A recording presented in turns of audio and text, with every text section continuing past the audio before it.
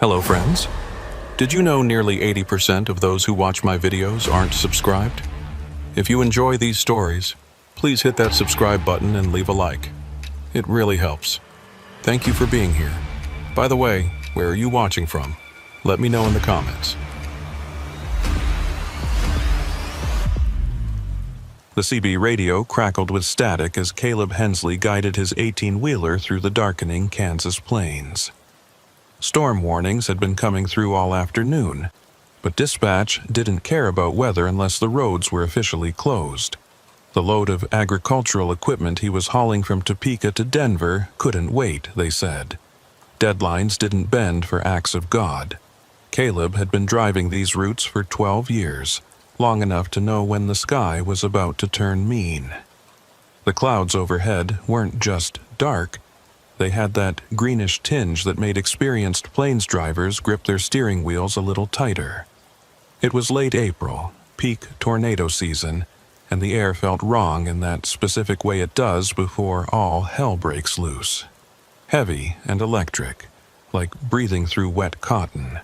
The temperature had dropped 15 degrees in the last hour, and the wind was picking up, pushing his trailer sideways with each gust. He'd seen plenty of storms roll through Kansas, watched them from truck stop windows while other drivers swapped stories about near misses and twisted metal. But this one felt different. The Weather Service had upgraded from watch to warning 30 minutes ago, and now they were telling everyone to seek immediate shelter. Caleb checked his mirrors again, a habit so ingrained he did it without thinking. Nothing behind him but empty highway and angry sky. The last vehicle he'd passed was a pickup truck 20 miles back, and that driver had been smart enough to pull off at the last exit. But Caleb couldn't afford another late delivery. His company had already written him up twice this year for weather delays. One more and they'd put him on probation, maybe worse. The mortgage on his house in Salina didn't pay itself, and his ex-wife's lawyer didn't accept excuses when the alimony check was late. The first fat raindrops hit his windshield like bullets. Within seconds, it was a deluge. His wipers, even on their fastest setting, couldn't keep up. The road ahead disappeared into a gray wall of water. He eased off the accelerator, letting his speed drop to 40, then 30. The trailer swayed behind him, fighting against the crosswind. Lightning split the sky to his left, so close he could feel the electricity in the air, making the hair on his arms stand up under his flannel shirt. That's when he saw it through the rain. A building off to the right, maybe a quarter-mile up. Red neon flickered through the downpour. A diner, one of those old railroad car types that used to dot every highway in America before the interstate system killed them off. He didn't remember seeing it on this stretch before, but visibility was so bad he could barely see 50 feet ahead. The parking lot looked empty except for what might have been an old pickup truck parked around the side. Another gust of wind hit, this one strong enough to push his rig halfway into the other lane. If there had been oncoming traffic, it would have been a head-on collision. The decision made itself.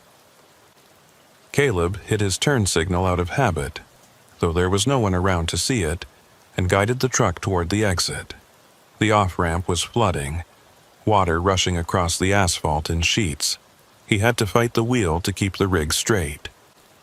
The diner's parking lot was gravel, mostly turned to mud by the rain. He pulled in as far from the building as he could, giving himself room to maneuver if he needed to leave quickly. The engine's rumble died as he turned the key, replaced by the drumming of rain on the cab's roof and the howl of wind through the antenna. He sat there for a moment, watching the diner through the waterfall running down his windshield. The neon sign was damaged, only half the letters still working. It should have read Prairie Rose Diner, but now it just said P-R-R-I-E-R-E-D-ER.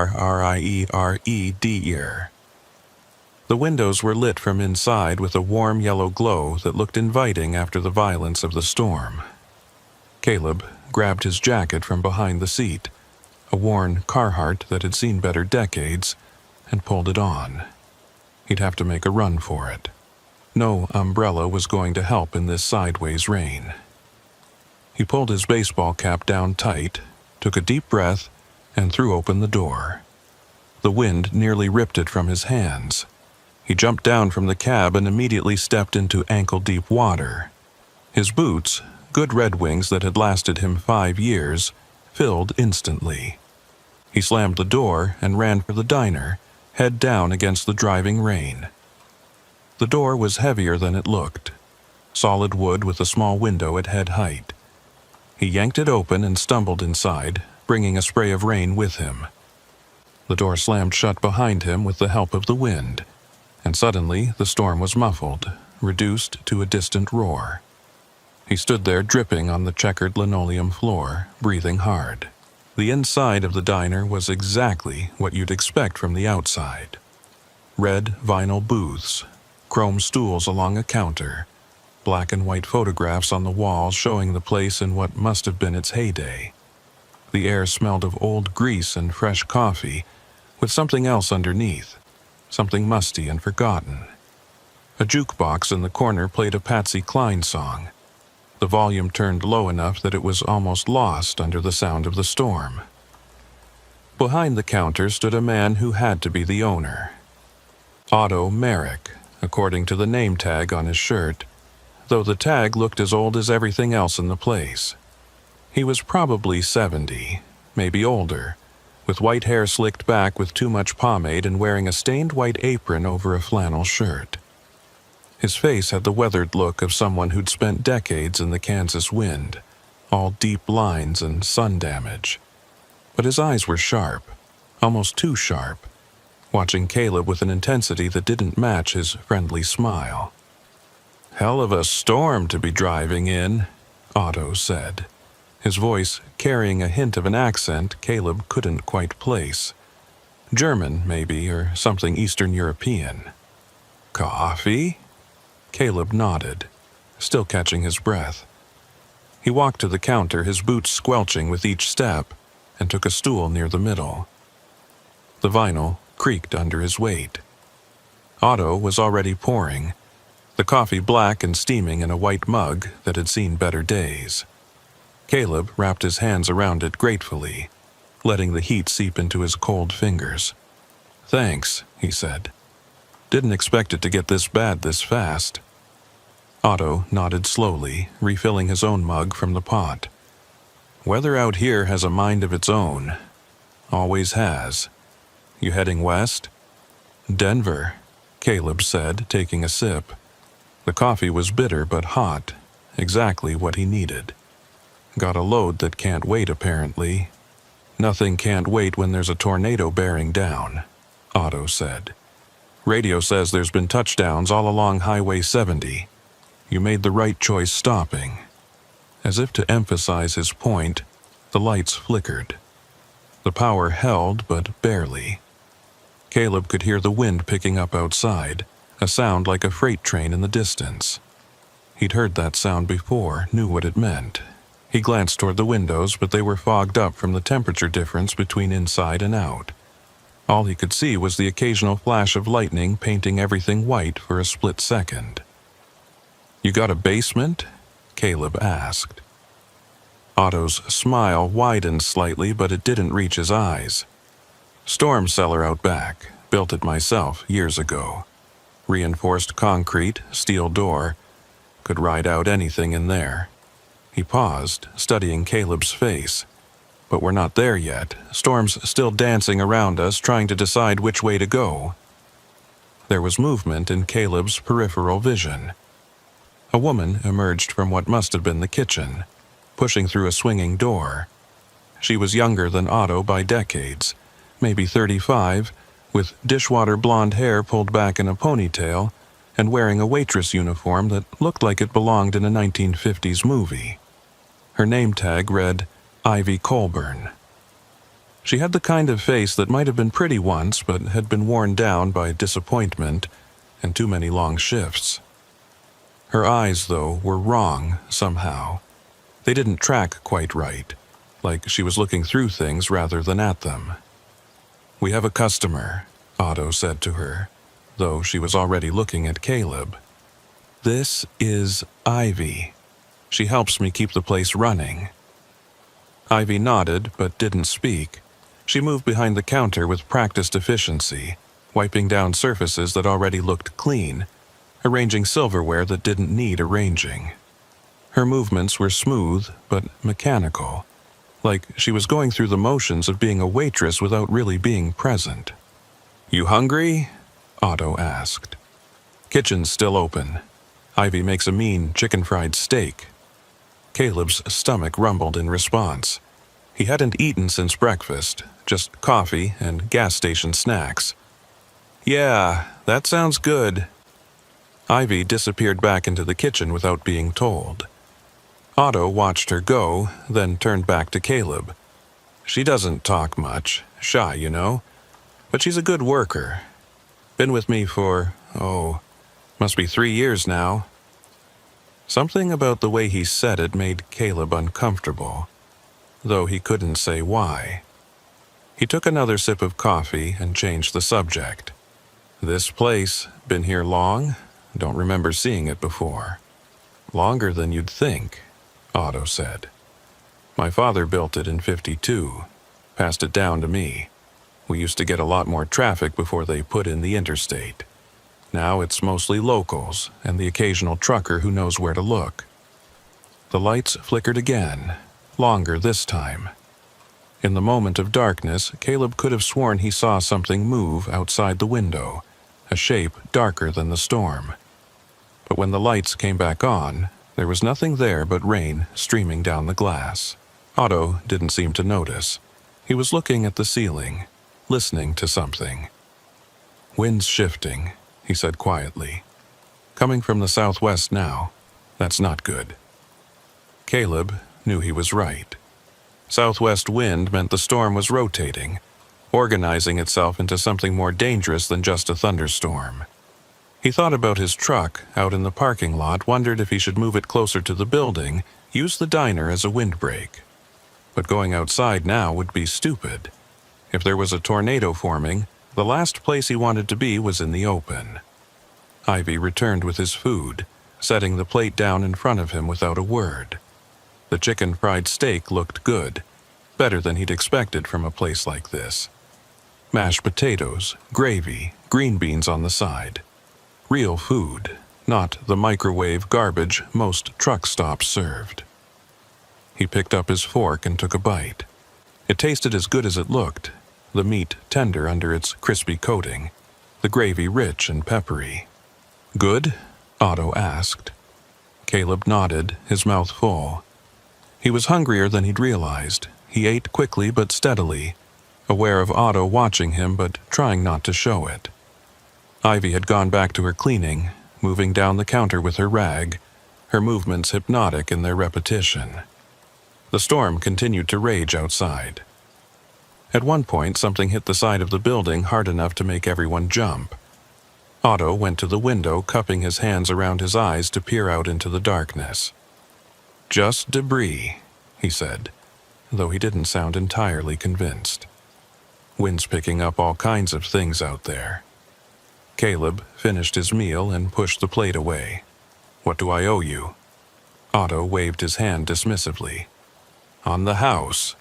Nobody should have to pay for a meal when they're hiding from God's own wrath." It was an odd way to phrase it, but Caleb wasn't going to argue with free food.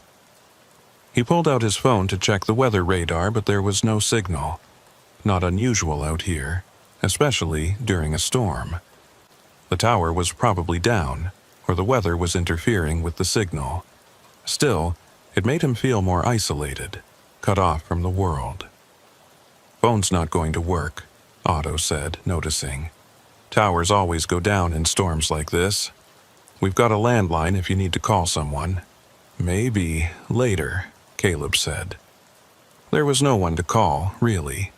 His ex wouldn't care if he was in danger, and his kids were teenagers who barely answered his texts, let alone his calls. The jukebox had stopped playing at some point, he realized. The only sound now was the storm and the hum of the refrigerator behind the counter. It made the diner feel smaller, more enclosed. Like they were in a bubble, separated from the rest of the world by walls of wind and rain. "You know," Otto said, leaning on the counter, "we had a trucker come through here, must have been 6 months ago. Big fellow, like you. He was running from a storm, too, though not as bad as this one. Stayed the whole night, sleeping in one of the booths. When morning came, he was gone. Left his truck, though. Still sitting out behind the building if you want to see it." Caleb felt a chill that had nothing to do with his wet clothes. "He just left his truck?" Otto nodded slowly. "Happens sometimes. People get spooked by the weather, by the isolation. They abandon things, start fresh somewhere else. Or maybe something else happened to him. Hard to say. We called the company on the side of the truck, but they said they'd never heard of him. Isn't that strange?" Very strange, Caleb thought, but didn't say. Truckers didn't just abandon their rigs. Those trucks were their livelihood, sometimes their homes. You'd have to be desperate or dead to walk away from one. He glanced at Ivy, wondering if she knew more about what had happened to that other trucker, but she was staring out the window at the storm, her reflection in the glass making it look like there were two of her. The lights went out completely this time. The darkness was absolute, so thick Caleb couldn't see his hand in front of his face. He heard Otto moving, the scrape of his shoes on the linoleum, then the click of a flashlight. The beam cut through the darkness, playing across the walls and ceiling before settling on a door marked "Private" that Caleb hadn't noticed before. "Storm cellars through there and down," Otto said, his voice different in the darkness, lower and more serious. "Might be time to think about heading down." But before anyone could move, the lights flickered back on, weaker than before, casting everything in a sickly yellow glow. And in that moment of returning light, Caleb saw someone standing at the window, pressed against the glass, looking in. A face, pale and distorted by the rain, eyes wide and unblinking. Then the figure was gone, vanished into the storm as if it had never been there at all. "Did you see that?" Caleb asked, standing up so fast his stool tipped over. Otto and Ivy exchanged a look, quick but meaningful. "See what?" Otto asked, his tone carefully neutral. Someone was at the window, looking in. Otto walked over to the window, making a show of looking out. "Nobody out there. Nobody'd be out in this weather unless they had to be. Like you." But Caleb knew what he'd seen. Someone had been there, watching them. And from the way Otto and Ivy were acting, they knew it too. They just weren't saying so. He picked up his stool and sat back down, but his muscles were tense now, ready to move if he needed to. The storm outside suddenly seemed like less of a threat than whatever was going on inside this diner. The wind howled louder, and somewhere in the distance, Caleb could hear that freight train sound getting closer. But his eyes kept going to that window, waiting to see if the face would appear again. And in the reflection of the glass, he could see Otto and Ivy watching him, their expressions unreadable in the dim light. The freight train sound was getting closer, and Caleb knew they were running out of time. The windows rattled in their frames, and he could feel the pressure dropping, making his ears pop. Outside, the darkness had taken on a greenish tint that every plane's driver knew meant trouble. But Otto and Ivy seemed in no hurry to move toward that storm cellar. They stood there watching him, waiting for something he couldn't understand. "We need to get to shelter," Caleb said, standing up. His wet boots squeaked against the linoleum. "That's not just wind anymore. There's a tornado out there." Otto tilted his head slightly, listening.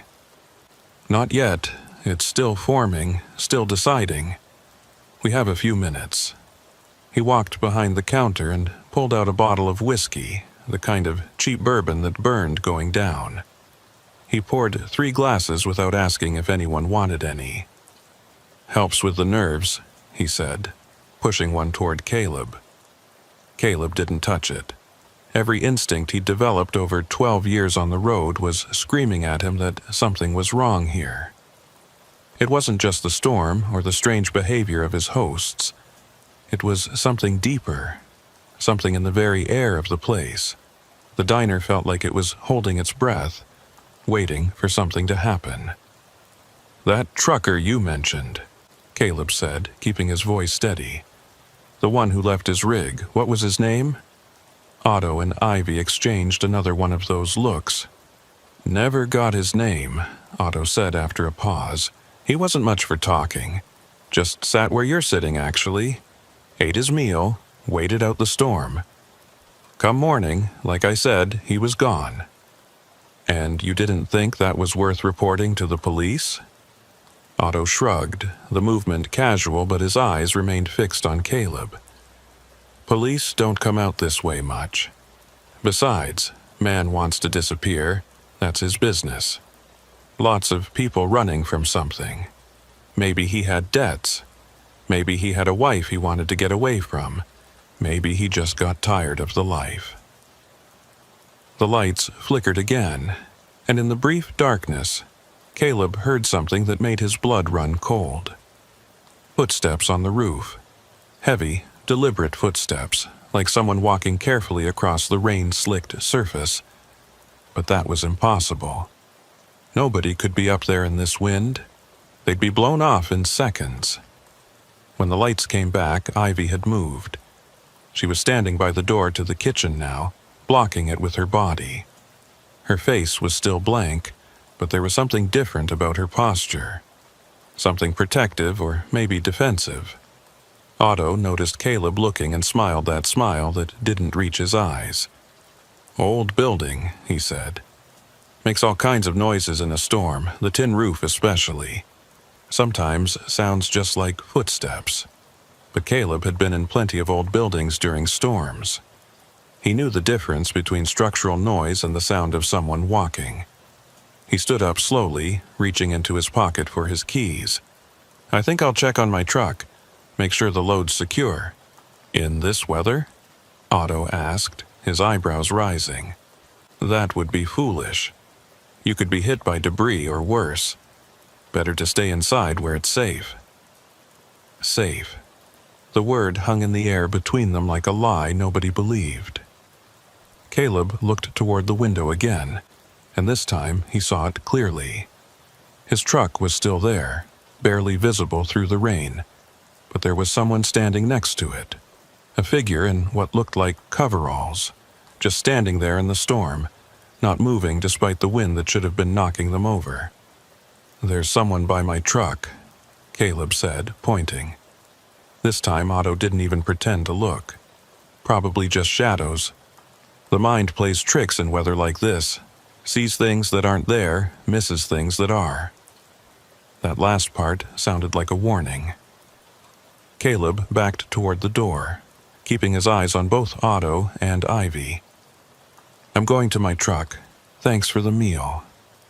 "You won't make it," Ivy said suddenly, her voice flat and strange like she was reading from a script.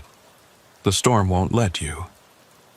It was the first time she'd spoken since he'd arrived, and her voice was wrong somehow, like it was coming from deeper in her throat than it should. Caleb's hand found the door handle behind him. The metal was cold, almost frozen, despite the warm air in the diner. "I'll take my chances," he said. Otto sighed and set down his glass. "You know, Caleb, some storms aren't natural. Some storms are called. Summoned, you might say. By people who know how. People who've been here long enough to learn the old ways." "What the hell are you talking about?" "This land," Otto continued, moving out from behind the counter. "It was never meant for people like you. Outsiders. It belonged to others first, and they knew how to speak to it, how to ask it for favors. My grandfather learned from them, taught my father. My father taught me." The footsteps on the roof were getting louder, more numerous. It sounded like multiple people up there now, walking in circles. The pressure in the room was dropping fast, and Caleb's nose started to bleed, just a trickle he could taste on his lips. "You're both crazy," Caleb said, yanking on the door handle. It didn't budge. The door that had opened easily when he'd entered was now sealed shut, like it had been welded closed. "The door won't open until we want it to," Otto said, his voice conversational, almost apologetic. "That's one of the smaller tricks. The storm, though, that's the real showpiece. It brings people to us, people nobody will miss, people whose companies won't come looking too hard, independent contractors, owner-operators, people who drive alone." Caleb pulled harder on the door, putting his full weight into it. Nothing. Through the window, he could see his truck rocking in the wind, and now there were multiple figures around it, all in those same coveralls, all standing impossibly still despite the hurricane-force winds. "What do you want?" Caleb asked, turning back to face them. His hand went to his pocket knife, though he knew it wouldn't do much good. "Want?" Otto seemed to consider the question. "We want what we've always wanted, to keep this place running, to keep feeding the land what it needs. You see, Caleb, this diner isn't just a building, it's a mouth, and mouths need to eat." The floor beneath Caleb's feet began to vibrate, a low thrumming that he could feel in his bones. The black and white photographs on the walls started to shake, and in them, Caleb could see faces he recognized. Truckers, all of them. Different eras judging by their clothes, but all with the same expression of fear frozen on their faces. "Those aren't old customers," Caleb said, understanding hitting him like a physical blow. "Those are your victims." "Victims is such an ugly word," Ivy said, moving closer. Her movements were still mechanical, but there was something predatory about them now. "They're part of something bigger, part of the diner's history, part of its future." The lights went out again, and this time they stayed out. In the darkness, Caleb could hear things moving. Not just Otto and Ivy, but other things. Wet, sliding sounds like something heavy being dragged across the floor. The smell in the air changed too, from old grease and coffee to something organic and rotting, like a compost heap in summer. Emergency lighting kicked in, bathing everything in a red glow that made the shadows dance. Otto and Ivy looked different in this light, their faces longer, their eyes reflecting the red like animal eyes. And behind them, emerging from the kitchen, were others. People in various states of decay, some fresh, some clearly long dead, all wearing the remnants of truckers' clothes. "You see," Otto said, his voice distorting, becoming something inhuman. "We made a deal, my grandfather and the thing that lives beneath this place.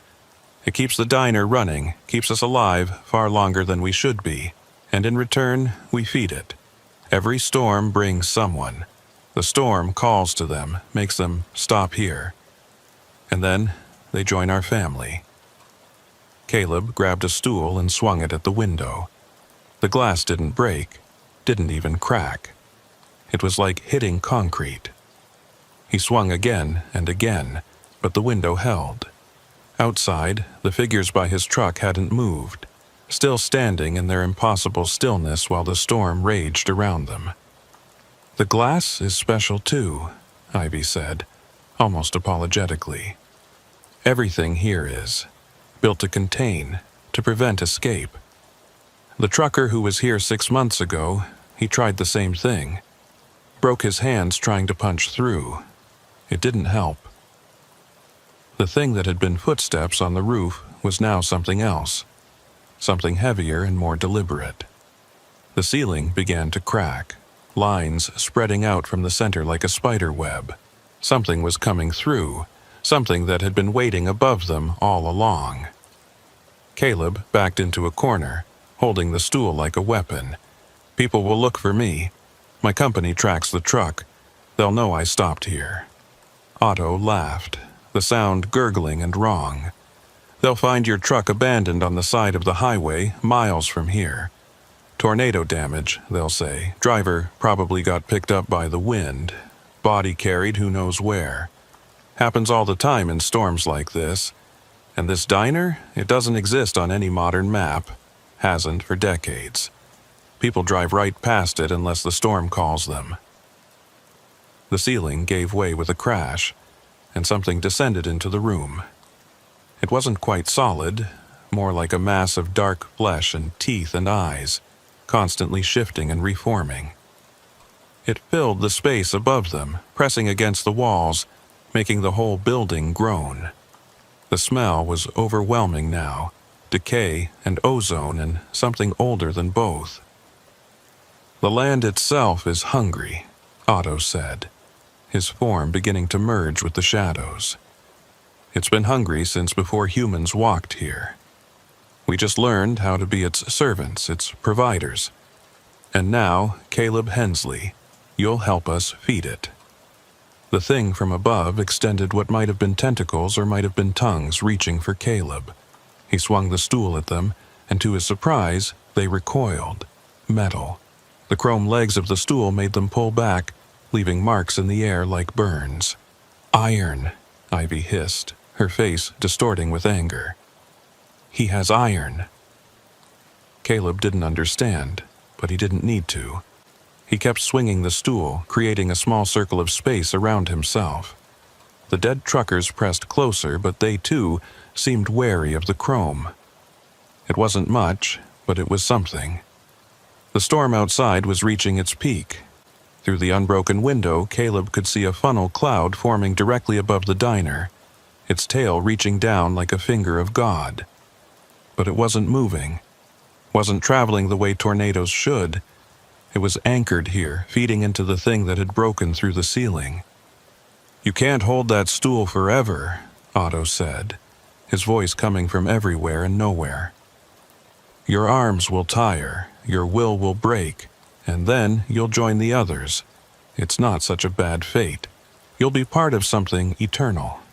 Caleb's arms were already burning from holding the stool up, from swinging it at anything that came too close. His wet clothes were weighing him down, and the loss of blood from his nose was making him dizzy. But he wasn't going to give up. Not like this. He remembered something his grandmother had told him once back when he was a kid in Salina. She'd been full of old stories, old superstitions from the old country. One of them was about crossroads and the things that waited there, about how iron could break their power, but only if you knew the right words. By iron and blood, Caleb said, not sure if he was remembering it right. I deny you passage. The effect was immediate. The thing above him pulled back, shrieking in a frequency that made his teeth ache. Otto and Ivy stumbled, their forms becoming more solid, more human. The dead truckers stopped their advance, confusion on their rotting faces. Old words, Otto snarled, but there was fear in his voice now. Where did you learn old words? Caleb didn't answer. He just kept repeating them, over and over, holding the stool high. The chrome seemed to glow in the emergency lighting, or maybe that was his imagination. But the things in the diner were backing away, pressing against the walls, trying to get distance from him and his makeshift weapon. The tornado above them was wavering, its connection to the thing in the ceiling weakening. The building shook, plaster raining down from the walls. Some of the photographs fell, shattering on the floor, and as they did, the corresponding dead trucker would flicker and fade, like they were tied to the images. You're destroying everything, Ivy screamed, her mechanical composure finally breaking. Decades of work, decades of feeding. But Caleb kept chanting, kept swinging the stool when anything got too close. He could feel something building, a pressure different from the storm. It was like the diner itself was fighting back, trying to expel him like a splinter from skin. The door behind him exploded outward, ripped from its hinges by a wind that came from inside, not outside. The storm rushed in, But instead of attacking Caleb, it seemed to be pulling the other things out, sucking them into the vortex above. Otto and Ivy clung to the counter, their fingers leaving grooves in the wood, but the pull was too strong. "This isn't over," Otto shouted as he was lifted off his feet. "The land remembers. It always remembers." Then he was gone, pulled up through the hole in the ceiling and into the tornado. Ivy followed, her scream lost in the roar of the wind.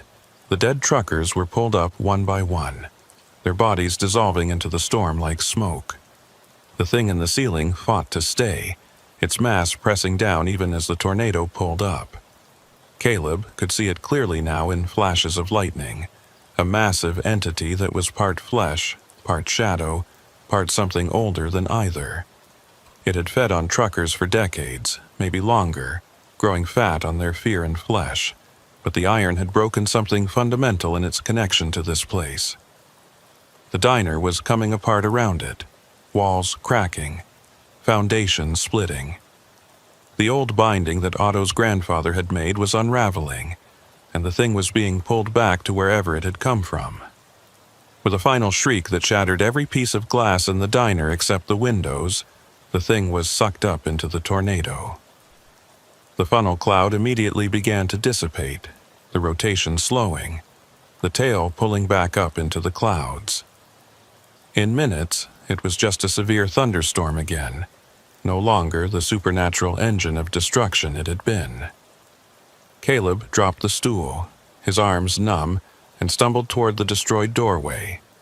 The rain hit him like a slap, cold and clean after the corrupt air of the diner. His truck was still there, untouched except for being rocked by the wind. No figures in coveralls, no signs of interference. He ran to it, fumbling with his keys, hands shaking so bad it took 3 tries to get the door open. The engine started on the first try, a beautiful sound that meant escape, meant survival. He didn't even check his mirrors, just threw it in gear and pulled out, the trailer fishtailing in the mud. As he reached the highway, he looked back once in his mirror. The diner was collapsing in on itself, the walls folding inward like a house of cards. Lightning struck it repeatedly, each bolt seeming to accelerate its destruction. By the time he'd gone a mile, there was nothing left but a pile of rubble that the rain was already beginning to wash away. He drove through the rest of the storm, hands locked on the wheel, checking his mirrors obsessively for any sign of pursuit. But there was nothing. Just rain and wind and the occasional flash of lightning showing empty highway behind him. Caleb drove for 3 hours straight before he finally stopped at a Flying J outside of Colby. His hands were still shaking when he pulled into the lot, parking between 2 other rigs for the illusion of safety. The storm had passed, leaving behind a clear night sky that seemed impossible after what he'd been through. Stars scattered across the darkness like broken glass, and the moon was nearly full, casting everything in silver light. He sat in his cab for a long time, engine off, just breathing. His clothes were still damp, and he could smell the diner on them, that mixture of old grease and something rotten that he now knew had been death. His nose had stopped bleeding, but dried blood crusted his upper lip. In the overhead light of the cab, he examined his hands. They were scratched and bruised from gripping the stool so tight, and there were marks on his palms that looked almost like burns, perfectly round marks where the chrome legs had pressed into his skin. The rational part of his brain, the part that had kept him safe on the road for 12 years, was trying to process what had happened, trying to find logical explanations. Gas leak hallucinations, food poisoning, a mental breakdown brought on by stress and the storm. But he knew better. He'd seen what he'd seen, felt what he'd felt. And the marks on his hands were real, throbbing with a dull heat that painkillers wouldn't touch. He reached for his phone, thinking about calling someone, anyone, just to hear a normal voice. But who would believe him? His ex-wife would think he'd started drinking again, though he'd been sober for 5 years. His kids would worry he was losing it, and his company would probably order him in for a drug test and psychological evaluation. Instead, he opened his laptop and started searching. The Prairie Rose Diner, Kansas Highway 70, missing truckers. At first, nothing came up. The diner didn't exist in any business directory, wasn't on any map. But when he started digging deeper, searching through old newspaper archives and trucker forums, he found threads. Whispers. Stories that matched his own. A post from 2018 on a trucker's message board.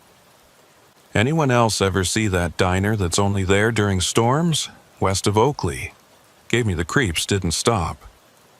No replies. The thread dead. A newspaper article from '94 buried in the back pages of the Salina Journal. Trucker found wandering highway, claims attack by diner cult. The trucker, one Marcus Tillman, had been found walking along I-70 in his underwear, suffering from exposure and what doctors called acute delusional psychosis. He'd insisted that a diner had tried to eat him, that the owners were feeding the ground. He'd been institutionalized. There was no follow-up story. Going back further required diving into historical archives, microfiche converted to digital. Caleb found a pattern stretching back decades. Truckers vanishing along that stretch of highway, always during severe weather. Their rigs found abandoned, sometimes miles from where they'd last been seen. The official explanations were always mundane. Tornado casualties, voluntary disappearances, accidents.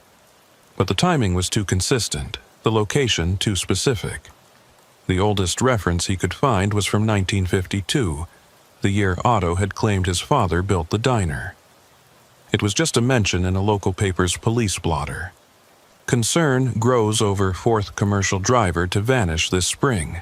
State police investigating possible connection to recent tornado activity.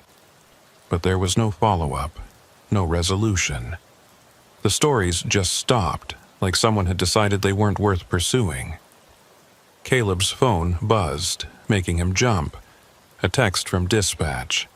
Weather clear, expected delivery 0800, confirm en route.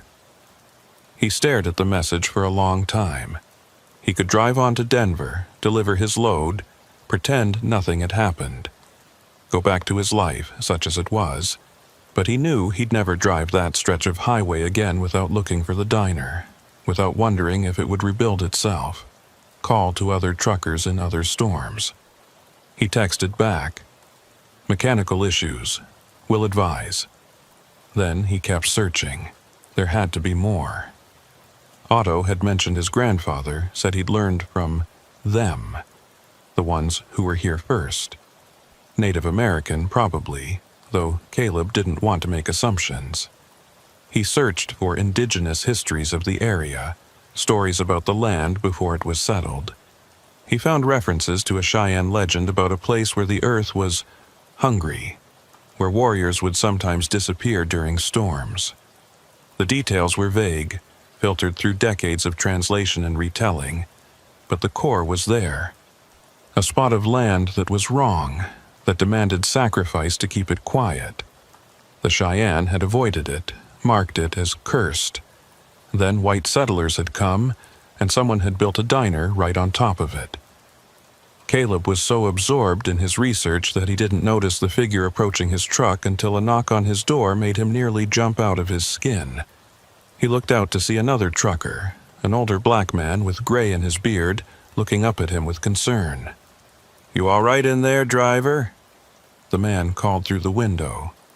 "Saw you've been sitting here a while with your light on." Caleb rolled down his window. "Yeah, just couldn't sleep. Storm got me wired." The other trucker nodded knowingly. "That was a bad one. Heard there were touchdowns all along 70. You come through that?" "Yeah," Caleb said, then made a decision.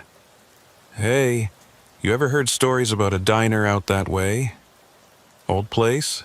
Looks like it's from the 50s? The man's expression changed, became guarded. "Why you asking about that?" "You have heard of it." The trucker looked around the lot, as if checking to see who might be listening, then leaned in closer. "Name's Jerome. Jerome Watkins. Been driving this road for 23 years. And yeah, I've heard stories. Never seen it myself, and I'm grateful for that." "I saw it tonight," Caleb said quietly. "I stopped there." Jerome stared at him for a long moment, then said, "You got lucky. Most who stop there during storms don't drive away. You want to talk about it, really talk about it. There's a diner, a real one, about a mile up the road, Denny's. I'll buy you coffee, and you can tell me what happened." Caleb hesitated, then nodded. He needed to tell someone, and Jerome's reaction suggested he'd believe him. They agreed to meet in 10 minutes, and Jerome walked back to his own rig. The Denny's was bright and normal, full of the usual late-night crowd of travelers and shift workers. They took a booth in the back, and Jerome ordered coffee for both of them. When the waitress was gone, he leaned forward. "Tell me everything," he said. "Don't leave anything out." So Caleb did. He told Jerome about the storm, the diner, Otto, and Ivy, about the thing in the ceiling, and the dead truckers, about the iron and the old words his grandmother had taught him. Jerome listened without interrupting, his face grave.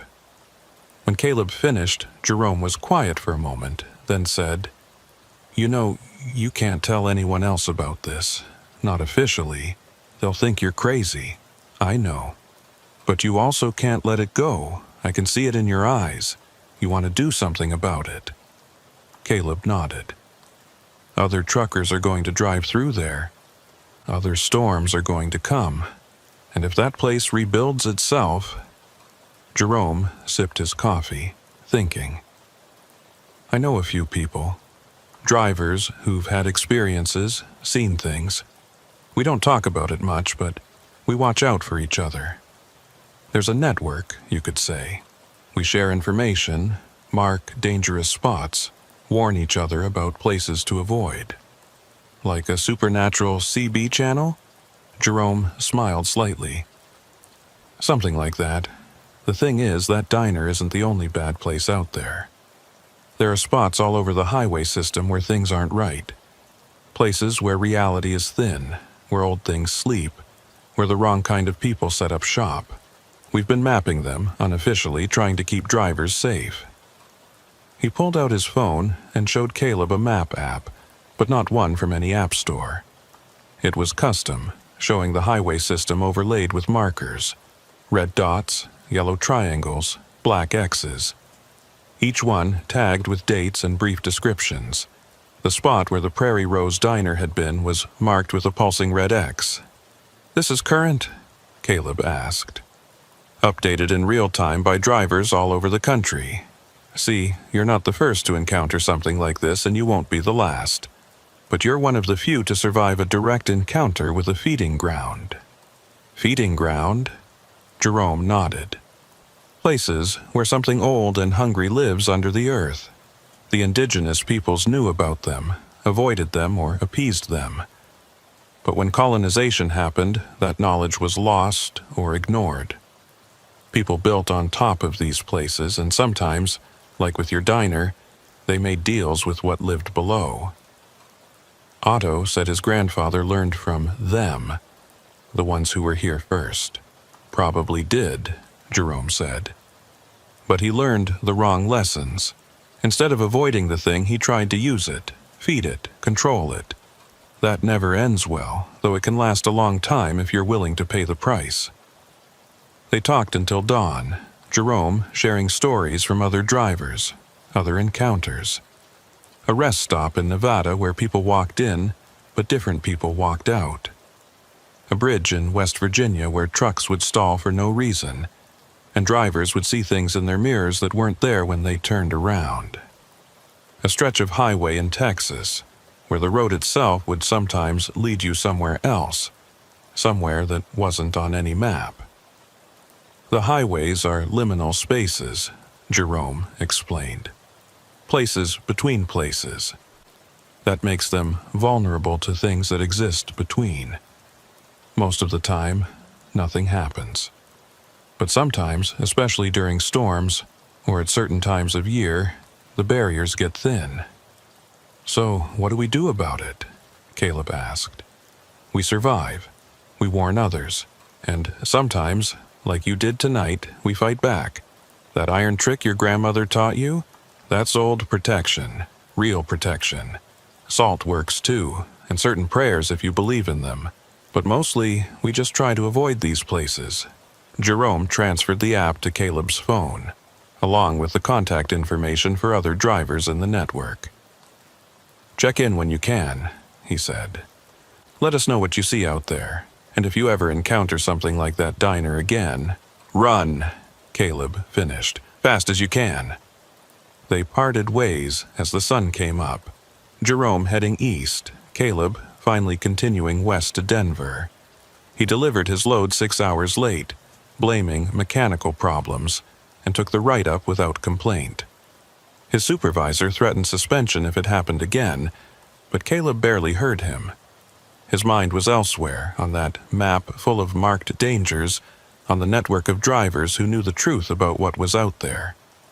He thought about quitting, finding some other job that didn't involve driving through places where reality wore thin. But he knew he wouldn't. Someone had to keep watch. Someone had to warn others. And now that he knew what was out there, he couldn't unknow it. 3 weeks later, he was driving through Nebraska when his phone pinged with an alert from the network. A driver had reported strange lights at a rest stop ahead, lights that moved wrong, that called to you. Caleb took the next exit, added 20 miles to his route to avoid it. He thought about the driver who'd sent the warning, whoever they were, and felt grateful. 6 weeks after that, he sent his own first warning. A gas station in Wyoming where the attendant's reflection didn't match his movements, where the pumps dispensed something that looked like gas but smelled like copper. 2 drivers responded, thanking him, saying they'd avoid it. It became routine, in a way. Check the map before each run, plan routes that avoided the marked places, share information with the network. Most drives were normal, boring even. But sometimes, especially during storms or late at night when the roads were empty, he'd see things, feel things, and he'd know that what happened at the Prairie Rose Diner wasn't unique. But the diner itself haunted him. He'd drive past that spot on I-70 sometimes, when the route demanded it. During the day, in clear weather, there was nothing there but an empty field. No sign that anything had ever been built there. But once, during another spring storm, he thought he saw lights in the distance, a red neon glow that shouldn't exist. He didn't stop. Didn't even slow down. But in his mirrors, just for a moment, he could have sworn he saw Otto standing by the side of the road, watching him pass. Still wearing that stained apron, still smiling that smile that didn't reach his eyes. When Caleb looked again, there was nothing there but rain and darkness. The marks on his palms never fully healed. They faded to white scars, perfect circles that ached whenever a storm was coming. His grandmother would have called them witch marks, signs of an encounter with something otherworldly. Caleb just called them reminders. Reminders that the road wasn't always just asphalt and white lines. Sometimes it was a threshold to places that shouldn't exist, where hungry things waited for travelers who didn't know any better. He started carrying an iron crowbar behind his seat, right next to the aluminum bat he'd already had. Salt packets from fast food restaurants filled his glove compartment. He learned prayers in 3 different languages, not sure if he believed in any of them, but willing to try anything that might help. Other drivers in the network shared their own protections: silver coins, sage bundles, symbols from a dozen different faiths. "We're like medieval travelers," Jerome told him once during another late-night coffee session. "Warding off evil with whatever we can find, hoping it's enough." It was exactly 1 year later when Caleb got the call that changed everything. He was at home in Salina, enjoying a rare 3-day break, when his phone rang at 2 a.m. The number was unfamiliar, but something made him answer it anyway. Maybe it was the time. Calls at that hour were never good news. Or maybe it was the feeling he'd had all day, like static electricity building before a storm. "Caleb Hensley?" The voice was female, young, scared. "Yeah, who's this?" "My name is Sarah Pruitt. Jerome Watkins gave me your number. Said you were the one who destroyed the Prairie Rose Diner last year." Caleb sat up in bed, instantly alert. "What about it?" "It's back." The words hit him like ice water. He'd been checking that spot regularly on his routes, and there had been nothing there but empty field for 12 months. "That's impossible." "I'm here right now," Sarah said, and he could hear wind in the background, the sound of a storm building. "I can see it, same place, same red neon sign, but it looks different, newer, stronger, and there are already 3 trucks in the parking lot." Caleb was already out of bed, pulling on his jeans. "Get out of there. Don't stop, don't even slow down. I can't just leave those other drivers." "Yes, you can. That place will kill you. Drive away now." There was a pause, then. "One of them is my brother. His truck's been missing for 2 days. The company's GPS showed it moving in circles around this area, then it just stopped. I came looking for him, and the diner's here. His truck is here." Caleb closed his eyes. He understood. Family was family. "Are you in your vehicle?" "Yes. A pickup. I'm parked on the shoulder about 100 yards away." "Stay there. Don't approach the diner. I'm 2 hours away. I'm coming." "What are you going to do?" He thought about the iron crowbar behind his seat, the salt in his glove compartment, the words his grandmother had taught him. They'd worked once, but barely, and Sarah said the place looked stronger now. "I don't know yet, but I'm coming. Whatever you do, don't go inside. Promise me." "I promise," she said. But he could hear the lie in her voice. She was going to try to save her brother the moment they hung up. "Sarah, listen to me. That thing feeds on people who enter during storms. It's not just a building, it's a mouth. Your brother might already be—" "Don't say it," she cut him off. "Just hurry." The line went dead. Caleb tried calling back, but it went straight to voicemail. The storm was probably interfering with cell towers. Or worse, the diner was affecting electronics in the area. He grabbed his keys, his jacket, and his phone, then stopped by his closet. In the back, wrapped in an old blanket, was something he'd bought 6 months ago from an antique dealer who specialized in what she called protective items. It was an iron railroad spike from the 1800s, blessed by 3 different religious leaders and inscribed with symbols that hurt to look at directly. The dealer had claimed it could pierce through dimensional barriers, whatever that meant. Caleb had bought it because holding it made his palm scars ache in a way that felt like recognition, like the marks knew what it was. He also grabbed a bag of road salt from his garage and a can of spray paint. If the diner was back, others needed to be warned. The network needed to know. But first, he had to try to help Sarah and her brother. The drive to the diner's location normally took 2 hours. Caleb made it in 90 minutes, pushing his pickup to its limits. He'd left his rig at home. This wasn't a job for 18 wheels and a trailer. This was personal now. The storm hit him about 30 miles out, rain coming down so hard he could barely see.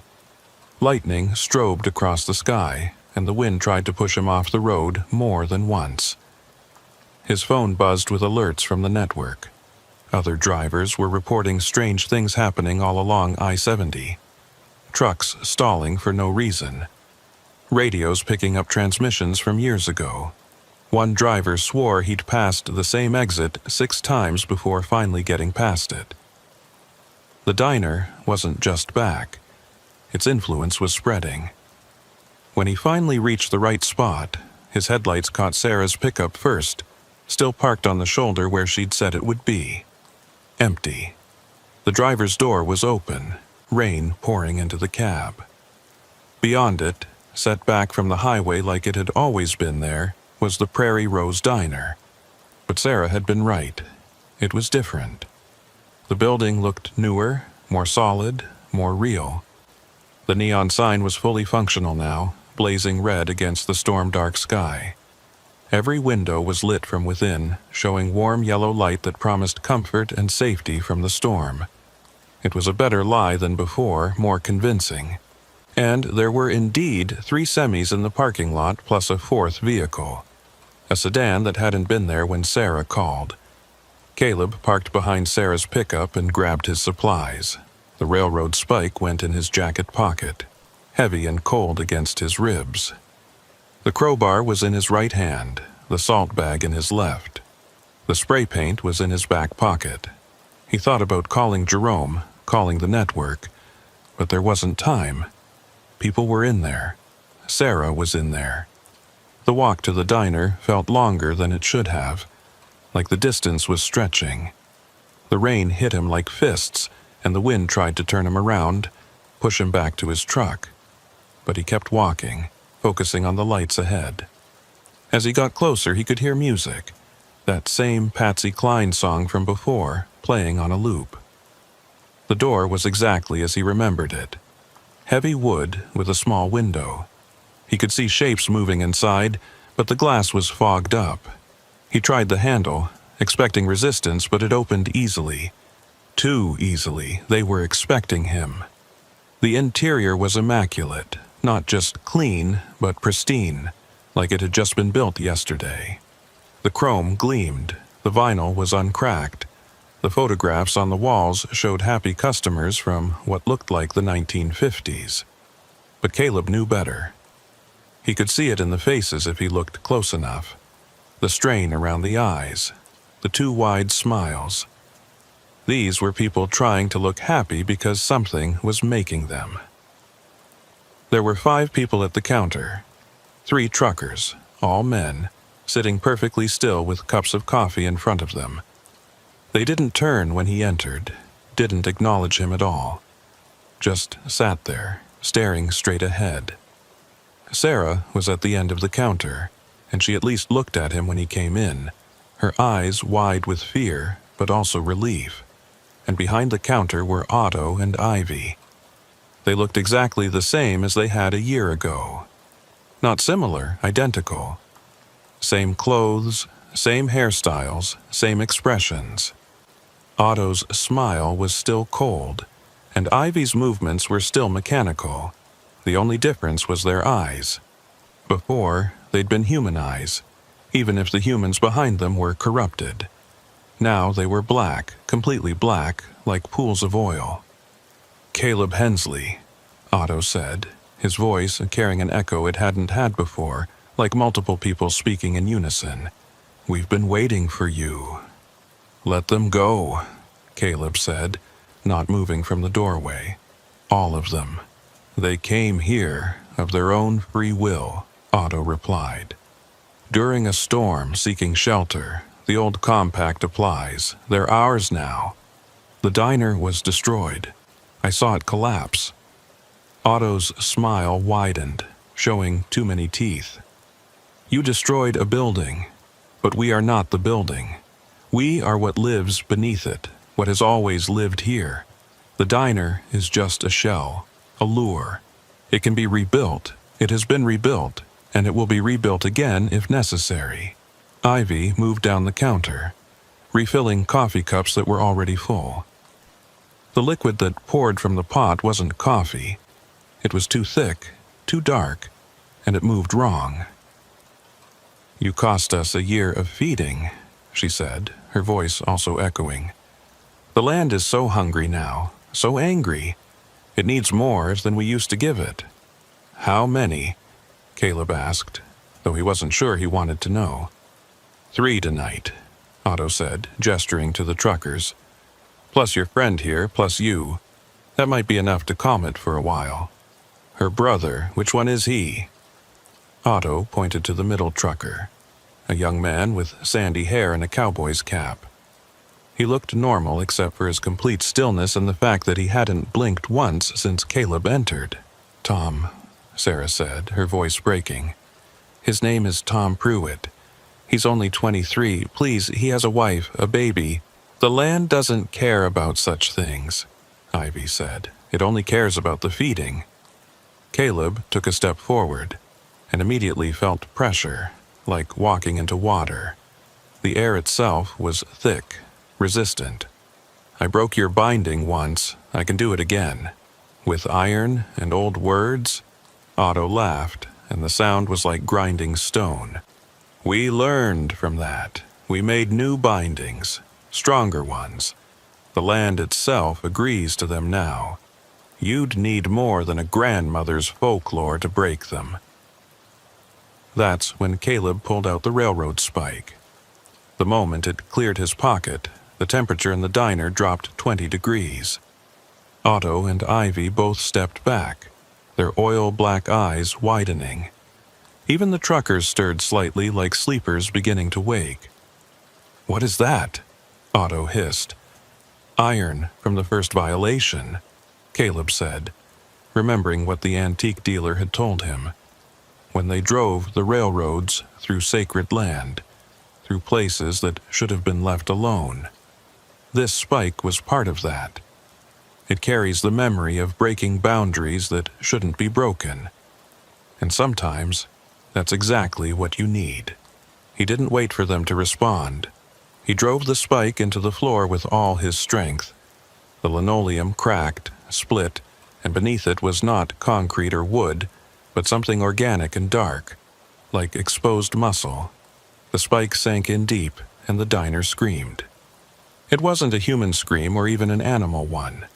It was the sound of something fundamental being torn, like reality itself was in pain.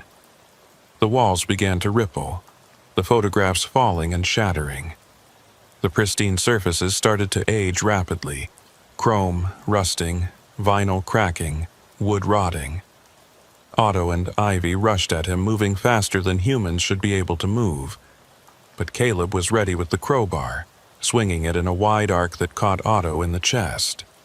There was a sound like breaking glass, and Otto's form shattered into black fragments that dissolved before they hit the ground. Ivy grabbed his throat with hands that felt like ice, her black eyes inches from his. "You don't understand what you're doing," she said, her voice desperate now. "Without us to feed it, to control it, it will eat everything, the whole town, the whole county." Caleb brought his knee up into her stomach and she doubled over. He pushed her away and grabbed the bag of salt, tearing it open and starting to pour it in a circle around the spike. The salt hissed and steamed when it hit the floor, and the organic surface beneath the linoleum began to retreat from it. The truckers were waking up now, shaking their heads, looking confused. Sarah ran to her brother, helping him off his stool. "We need to go," she said to Caleb. "Now." But Caleb wasn't done. He pulled out the spray paint and wrote on the wall in large red letters, "Danger. Do not stop. Feeding ground." Then he added the date and his name. Evidence, warning, testimony. The diner was coming apart around them now. Not collapsing like before, but unraveling, like it was being pulled back to wherever it had come from. Ivy was on her knees by the counter, her form flickering between human and something else. Something made of shadow and teeth. "The land will remember," she said, echoing Otto's last words from a year ago. "It always remembers, and it will call others to serve it." "Then others will stop them," Caleb said. He helped Sarah get the truckers moving, all of them stumbling like drunks as whatever had held them released its grip. They made it to the door just as the ceiling began to cave in, not from above, but from below, like the building was being swallowed by the earth. They ran through the storm to their vehicles. The truckers climbed into their rigs, started their engines with shaking hands. Sarah got Tom into her pickup, supporting him as he walked. Caleb made sure everyone was moving before he got in his own truck. As he started the engine, he looked back one last time. The diner was gone, but the ground where it had stood was wrong. It pulsed like a wound, and things moved beneath the surface. Then the rain washed over it, and it was just an empty lot again, innocent-looking in the lightning flashes. He followed the convoy of vehicles to the nearest town, making sure everyone made it to safety. At a 24-hour McDonald's, they sat in a booth, drinking coffee that was actually coffee, trying to process what had happened. The truckers didn't remember much, just stopping for shelter, then waking up when the place started falling apart. Tom remembered even less, just 2 days of vague dreams about being underground. Sarah was the only one who'd seen what Caleb had seen, who knew the full truth. "Will it come back again?" she asked quietly while the others were distracted. "Probably," Caleb admitted. "But it'll take time. And now more people know about it. The network will watch that spot. We'll warn others." "The network?" He explained about the informal system of drivers who tracked these things, who tried to keep the roads safe from hazards that weren't on any official map. Sarah listened intently, then asked to join. Her brother had almost been taken. She wanted to help prevent it from happening to others. Over the next few months, that stretch of I-70 became one of the most monitored sections of highway in the network. Drivers would take photos of the empty lot where the diner appeared, documenting that it was still gone. Any unusual activity was immediately reported. The spray-painted warning Caleb had left was photographed before the wind and rain washed it away, becoming a piece of evidence in the network's unofficial archives. But Caleb knew it wasn't over. The land itself was the problem, not the building that appeared on it. Otto and Ivy had been right about one thing. It was hungry, and it would keep being hungry. Someone else would eventually be drawn to that spot, would try to make a deal with what lived below, and the cycle would start again. He thought about his grandmother's stories more often now. She'd grown up in the old country, in a village that had its own hungry ground, a forest that would take children who wandered too far from home. The villagers had learned to live with it, to respect it, to give it what it needed without letting it take everything. But Americans didn't think that way. They built on cursed ground, tried to control forces they didn't understand, and then acted surprised when things went wrong. 6 months after the second destruction of the diner, Caleb was driving through Nebraska when his phone pinged with an alert. Not from the network this time, but from Sarah. She'd been doing her own research, diving into historical records and indigenous accounts. She'd found something. "The Cheyenne had a ceremony," she told him when he called her back. "Something they did to quiet hungry grounds. It didn't destroy them. Nothing can destroy them. But it put them to sleep. Deep sleep. For generations. Do you know how to do it?" "No, but I know someone who might. A Cheyenne elder named Robert Whitecrow. He lives on the reservation in Montana. He's willing to talk to us, but only in person." Caleb thought about it. It would mean taking time off, driving to Montana, possibly learning things he wasn't sure he wanted to know. But then he thought about all the truckers who'd vanished over the years, about Chiuse, Tom Pruitt's near miss, about the others who might encounter that place in the future. "When do we go?" he asked. They met a week later in Billings and drove together to the reservation. Robert Whitecrow was ancient, his face a map of wrinkles, his eyes clouded with cataracts. But his voice was strong when he spoke, and he knew exactly why they'd come. "The hungry grounds have always been here," he said, sitting in his small living room surrounded by photographs of family and ancestors. "Since before humans, maybe since the earth itself was young. They're not evil exactly, they're just hungry, always hungry. My people learned to recognize them, to avoid them, to appease them when necessary." "Can they be put to sleep?" Sarah asked. Robert nodded slowly. There is a way, but it requires sacrifice, not human sacrifice, he added quickly, seeing their expressions.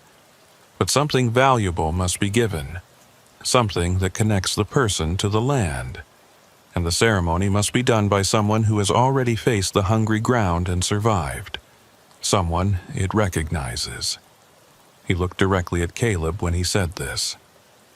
They spent 3 days on the reservation, learning the ceremony. It was complex, involving specific movements, words in Cheyenne that Caleb struggled to pronounce, and the burial of certain items at the cardinal points around the affected area.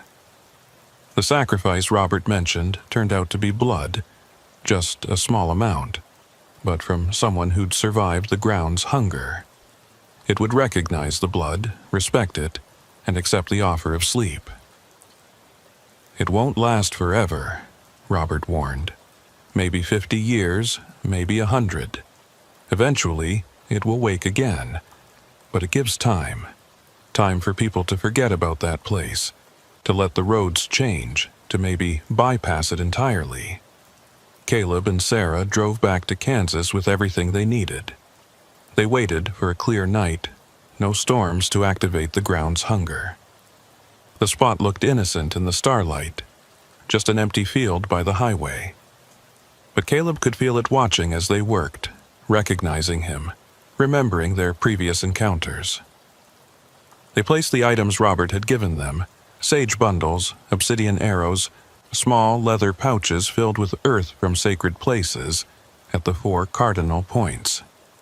Caleb spoke the words, stumbling over the pronunciation but feeling their power nonetheless, and at the end, he cut his palm with a ritual knife, letting a few drops of blood fall onto the ground at the center of where the diner had stood. The earth shuddered just once, like something massive turning over in its sleep. Then stillness. A deep, profound stillness that hadn't been there before. The constant sense of being watched, of something waiting, was gone. They stood there for a while, making sure it had worked. Then, Sarah spray-painted a new message on a nearby road sign. Safe passage. Sleeping ground. Do not disturb. She added the date and both their names. Think it'll hold? She asked. For a while, Caleb said, looking at his scarred palms. The circular marks were fading finally after a 1.5 years. Long enough for us, anyway. They drove away together, heading in opposite directions when they reached the next town. Sarah was going back to her brother to make sure he was still recovering. Caleb was heading to Denver, finally completing a delivery route he'd started over a year ago. But they stayed in touch, part of the network now, watching the roads for other hungry grounds, other places where reality was thin. Because the Prairie Rose Diner wasn't unique.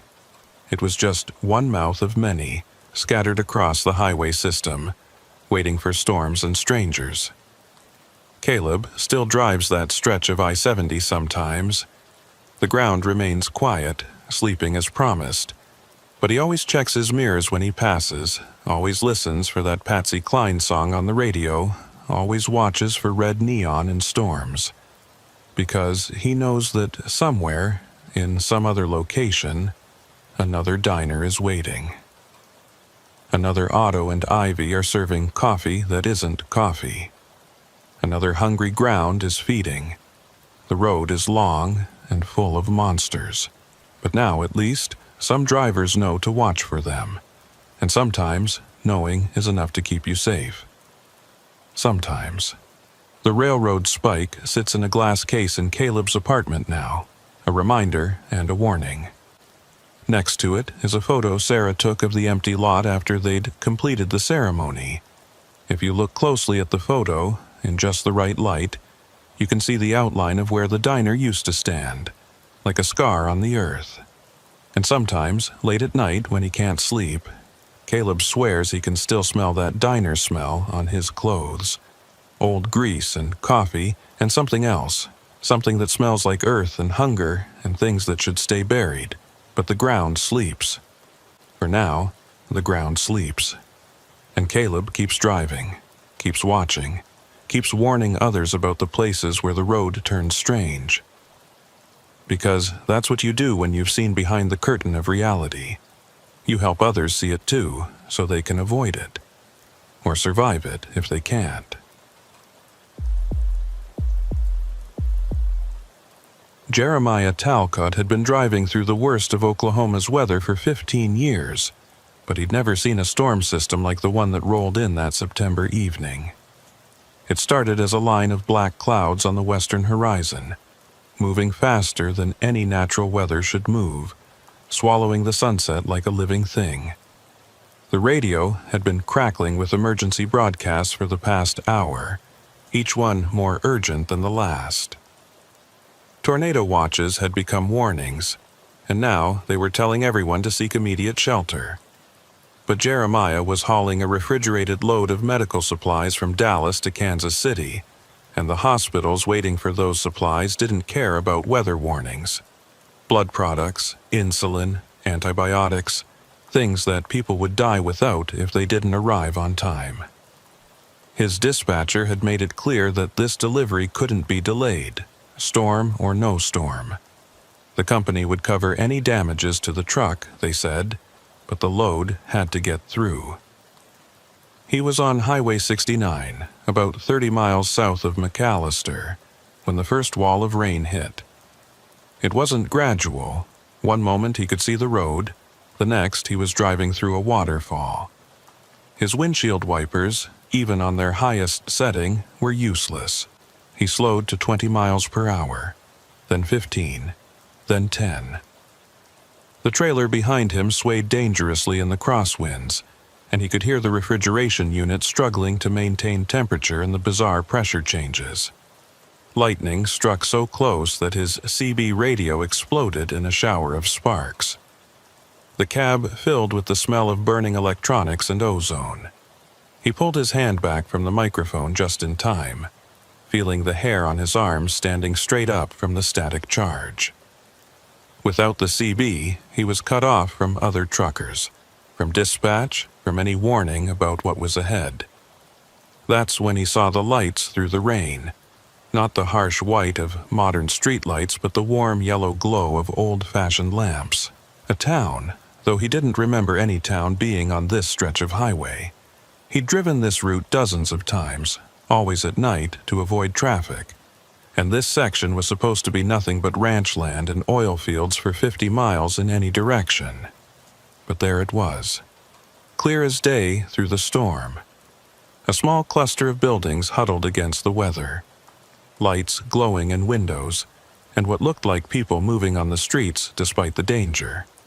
A hand-painted sign by the road, barely visible through the rain, read, "Welcome to Temperance.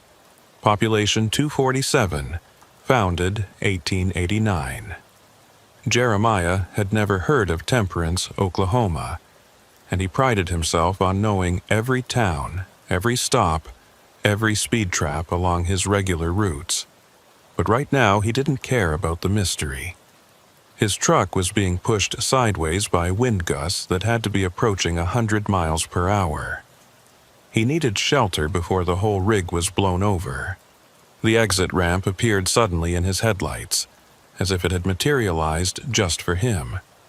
He took it, feeling the truck slide on the flooded asphalt but managing to keep control. The road into town was narrow, lined with trees that bent almost horizontal in the wind. Debris flew across his path. Branches, pieces of metal siding, what looked like an entire chicken coop tumbling end over end. The town's main street was surreal in its normalcy. Despite the apocalyptic weather, shops were open, lights on in every window. People stood under awnings and in doorways, watching his truck pass with expressions he couldn't quite read through the rain-blurred glass. Nobody was running for shelter. Nobody seemed panicked. They just stood there, watching, as if a massive truck arriving in the middle of the worst storm in decades was exactly what they'd been expecting. He found what looked like a truck stop at the edge of the small downtown area. Though calling it that was generous. It was really just a large gravel lot with a diesel pump that looked like it hadn't been updated since the 1970s. But it had something more valuable than modern amenities. A large metal building, probably an old machinery shed, with its doors standing open like an invitation. Jeremiah carefully maneuvered his rig into the building, having to fold in his mirrors to clear the doorway. The moment his trailer cleared the entrance, two men appeared and pushed the massive doors closed behind him. The sudden cessation of wind and rain was almost disorienting. He could still hear the storm, but it was muffled now, reduced to a distant roar. He sat in his cab for a moment, hands shaking from the adrenaline of the drive, before shutting down the engine. The refrigeration unit would run on its separate diesel tank for at least 12 hours, keeping the medical supplies at the proper temperature. He climbed down from the cab, his legs unsteady after the tension of fighting the storm. The two men who'd closed the doors were standing there waiting for him. Both looked to be in their 60s, wearing overalls and work shirts that belonged to another era. Their faces were weathered but alert, watching him with an intensity that made him uncomfortable. "Hell of a storm to be driving in," the taller one said. His voice had a strange quality to it, like he was speaking from the bottom of a well. "Lucky you found us." "I didn't know there was a town here," Jeremiah said, trying to keep his voice casual. "I've driven this route for years." The two men exchanged a look that was gone too quickly for Jeremiah to interpret. "Temperance has always been here," the shorter one said. "People just don't always see it. Takes the right conditions." Before Jeremiah could ask what that meant, a woman entered the building through a side door.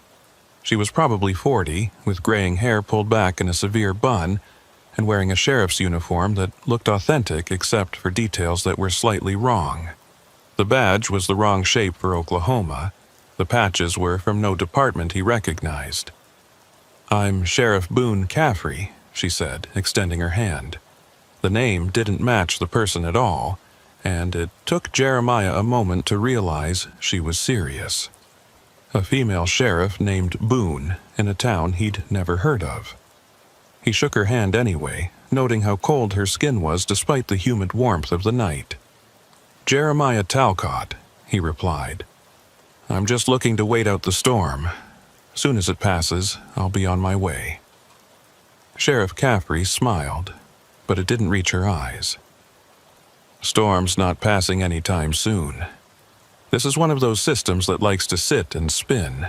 Could be here for days. You'd best come into town proper. Get yourself a room at the hotel, some food in your belly. Your truck will be safe here. Earl and Curtis will watch it." She gestured to the two men, who nodded in unison. Jeremiah wanted to refuse, wanted to stay with his truck and its valuable cargo.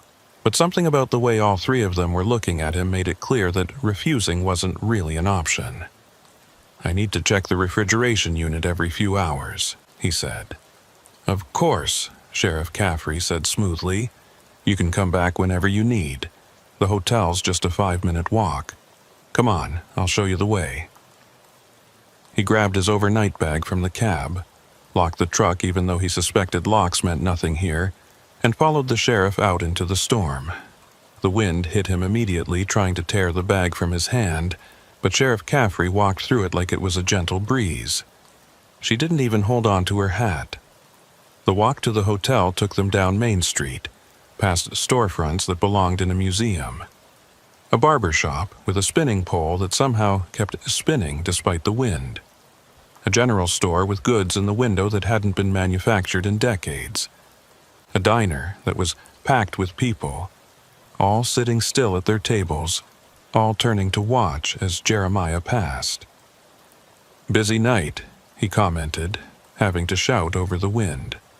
"Storm brings everyone together," Sheriff Caffrey replied, her voice somehow carrying perfectly despite speaking at a normal volume. "It's like a holiday for us, a celebration." The hotel was called the Temperance Inn, a 3-story building that looked like it had been lifted straight from the 1890s. The wooden sign above the door swung violently in the wind, making a rhythmic creaking that sounded almost like voices. Sheriff Caffrey held the door for him, and he stepped into a lobby that smelled of old wood and something else. Something medicinal and sharp. Behind the desk was a woman who could have been anywhere from 50 to 80, her face one of those ageless masks that some people wear. She smiled at Jeremiah, and he noticed her teeth were perfect, too perfect, like dentures that didn't quite fit. "This is Ruth Ann Winslow," Sheriff Caffrey said. "She runs the inn. Ruth Ann, Mr. Talcott needs a room for the night. Maybe longer, depending on the storm." Ruth Ann's smile widened. "Of course. We've been expecting someone. Room 237 is all ready. Second floor, end of the hall, best room in the house." She handed him an actual metal key, not a key card, attached to a wooden tag with the room number burned into it. "How much for the night?" Jeremiah asked, reaching for his wallet. "Oh, we'll settle up when you leave," Ruth Ann said.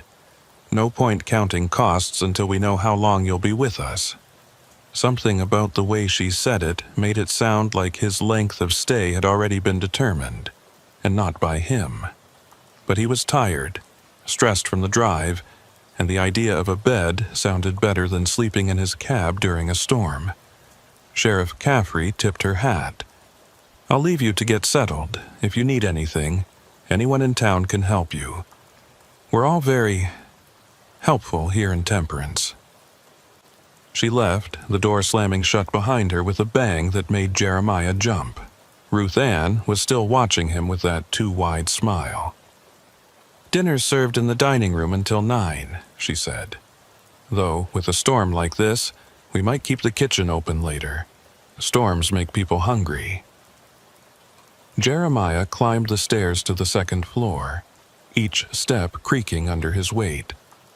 The hallway was lit by ancient-looking light fixtures that flickered with every lightning strike. The carpet was a deep red that might have once been elegant, but now looked like dried blood in the uncertain light. Room 237 was at the end of the hall, just as Ruth Ann had said. The key turned smoothly in the lock, and the door opened into a room that was surprisingly large and well-appointed. A 4-poster bed dominated the space, with heavy curtains that could be drawn for privacy. A writing desk sat by the window, and through the glass he could see the storm raging, transforming the town into a watercolor painting of blurred lights and shadows. He set his bag on the bed and tried his cell phone. No signal, which wasn't surprising given the weather. The room had no phone, no television, no radio. The only modern convenience was electric lighting, and even that seemed uncertain, flickering with increasing frequency. A knock at the door made him jump. He opened it to find a young woman, maybe 20, with long dark hair and wearing what looked like a maid's uniform from a period film. She was holding a tray with a steaming pot of coffee and a plate of sandwiches. "Ruth Ann thought you might be hungry after your drive," she said, her voice barely above a whisper. "She said the storm makes travelers hungry." "Thanks," Jeremiah said, taking the tray. The girl turned to leave, then paused. "Don't go out during the feeding," she said quickly, so quietly he almost missed it. "The what?" But she was already hurrying down the hall, practically running. He called after her, but she disappeared down the stairs without looking back. Jeremiah closed the door and set the tray on the desk. The sandwiches looked normal enough. Ham and cheese, lettuce and tomato. The coffee smelled like coffee. But the girl's warning echoed in his mind. The feeding? What did that mean? He ate mechanically, more out of necessity than hunger, watching the storm through the window. The town below looked different from this vantage point. He could see patterns in the way people moved on the streets, despite the weather. They weren't random. They were gathering, forming groups, all moving in the same direction, toward the center of town. By 8:30, the movement had become a procession. Dozens of people, maybe the entire population of Temperance, walking through the storm with purpose. They carried lanterns that somehow stayed lit despite the wind and rain. From his window, Jeremiah could see them converging on what looked like a town square he hadn't noticed before, with some kind of structure in the center. He was debating whether to go downstairs and ask Ruth Ann what was happening when the lights went out. Not just in his room, the entire town went dark except for those bobbing lanterns. In the darkness, with only lightning to illuminate the scene, what he saw in the town square made his blood run cold. The structure in the center wasn't a monument or a gazebo. It was a massive metal framework, like a giant birdcage, and there was something inside it. Something that moved with too many limbs, something that the townspeople were approaching with their lanterns raised high. Then the lights came back on, and the square was empty. No crowd, no lanterns, no cage, just rain and wind and the normal chaos of a storm. Jeremiah blinked, rubbed his eyes, looked again. Nothing. It was as if he'd imagined the whole thing, but he knew he hadn't. Something was fundamentally wrong with Temperance, something that went beyond just being an oddly isolated town. He needed to get back to his truck, check on his cargo, and get out of here as soon as the storm broke, even if it meant driving through dangerous conditions. He grabbed his jacket and headed for the door, but when he tried to turn the handle, it wouldn't budge. The door was locked from the outside. He tried his key, but it no longer fit in the lock, as if the mechanism had been changed while he wasn't looking. Panic rising in his throat, he went to the window. It was painted shut, layers and layers of paint sealing it closed. He could break it, but it was a straight drop to the street below, and he could see people gathering again, looking up at his window as if they knew he was watching. Sheriff Caffrey was among them, and she raised her hand in what might have been a wave or might have been a warning. Beside her stood Ruth Ann Winslow and the two men from the truck stop, Earl and Curtis. All of them looking up at his window, all of them smiling. The lights went out again, and this time they stayed out. In the darkness, Jeremiah could hear something that wasn't the storm. It was a rhythmic pounding, like a massive heartbeat, coming from somewhere below the town. And with each beat, he could hear voices, hundreds of them, chanting in a language he didn't recognize but somehow understood in his bones. They were calling something, summoning it. And whatever it was answering. The room grew cold, so cold his breath misted in the air. Frost began forming on the inside of the window, creating patterns that looked almost like writing, like warnings in a language that predated words. And in those patterns, Jeremiah saw images. Other truckers, other travelers, others who had sought shelter in Temperance during storms. None of them had left. The pounding grew louder, and now he could feel it through the floor, through the walls, through his bones. The entire building was shaking. Not from the wind, but from something rising from beneath. Something that had been sleeping, waiting for the right conditions, waiting for the storm, waiting for the feeding. Jeremiah backed away from the window, looking for anything he could use as a weapon, anything that might help him escape. But the room that had seemed so normal just hours ago now felt like a trap that had been prepared specifically for him. Even the furniture seemed hostile, the shadows they cast reaching toward him like grasping fingers. Then he heard it. Footsteps in the hallway. Slow, measured, deliberate. Not the footsteps of one person but many, all walking in perfect synchronization. They stopped outside his door, and he could see shadows moving in the gap beneath it. Many shadows, far too many for the narrow hallway. A voice spoke, and he recognized it as Ruth Ann's, though it sounded different now, older, more primal. "Mr. Talcott, it's time. The storm has accepted you. The town has accepted you. Now you must accept your purpose." "What do you want?" Jeremiah called out. Surprised his voice was steady despite the terror coursing through him. "Want?" Ruth Ann laughed, and it sounded like wind through broken glass. "We don't want anything. We are simply the mechanism. Every storm brings an offering. The land demands it, has demanded it since before this town was built. We built the town to focus that demand, to control it, to satisfy it with precision rather than random destruction." "You're talking about human sacrifice," Jeremiah said, his mind reeling. "Such a crude term." Sheriff Caffrey's voice now closer to the door. "Think of it as an exchange. One life given willingly or not to save hundreds. Without our offerings, the storms would devastate the entire state. We hold them here, contain them, feed them what they need to move on." "That's insane." "Is it?" Ruth Ann asked. "How many people die in tornadoes each year? How many towns are destroyed? We've had exactly 0 storm deaths in Temperance in over a century. Our crops never fail. Our buildings never fall. The storm protects us, and we feed it. It's a simple transaction." The doorknob began to turn, slowly, even though Jeremiah knew it was locked. The lock itself was changing, morphing, becoming something else. The door began to open, and he could see them in the hallway. Not just Ruth Ann and Sheriff Caffrey, but dozens of townspeople all standing impossible close together, all staring at him with eyes that reflected light like a cat's. But there was something else, too. Behind them, filling the hallway like smoke, was a presence. Not quite visible, but undeniably there.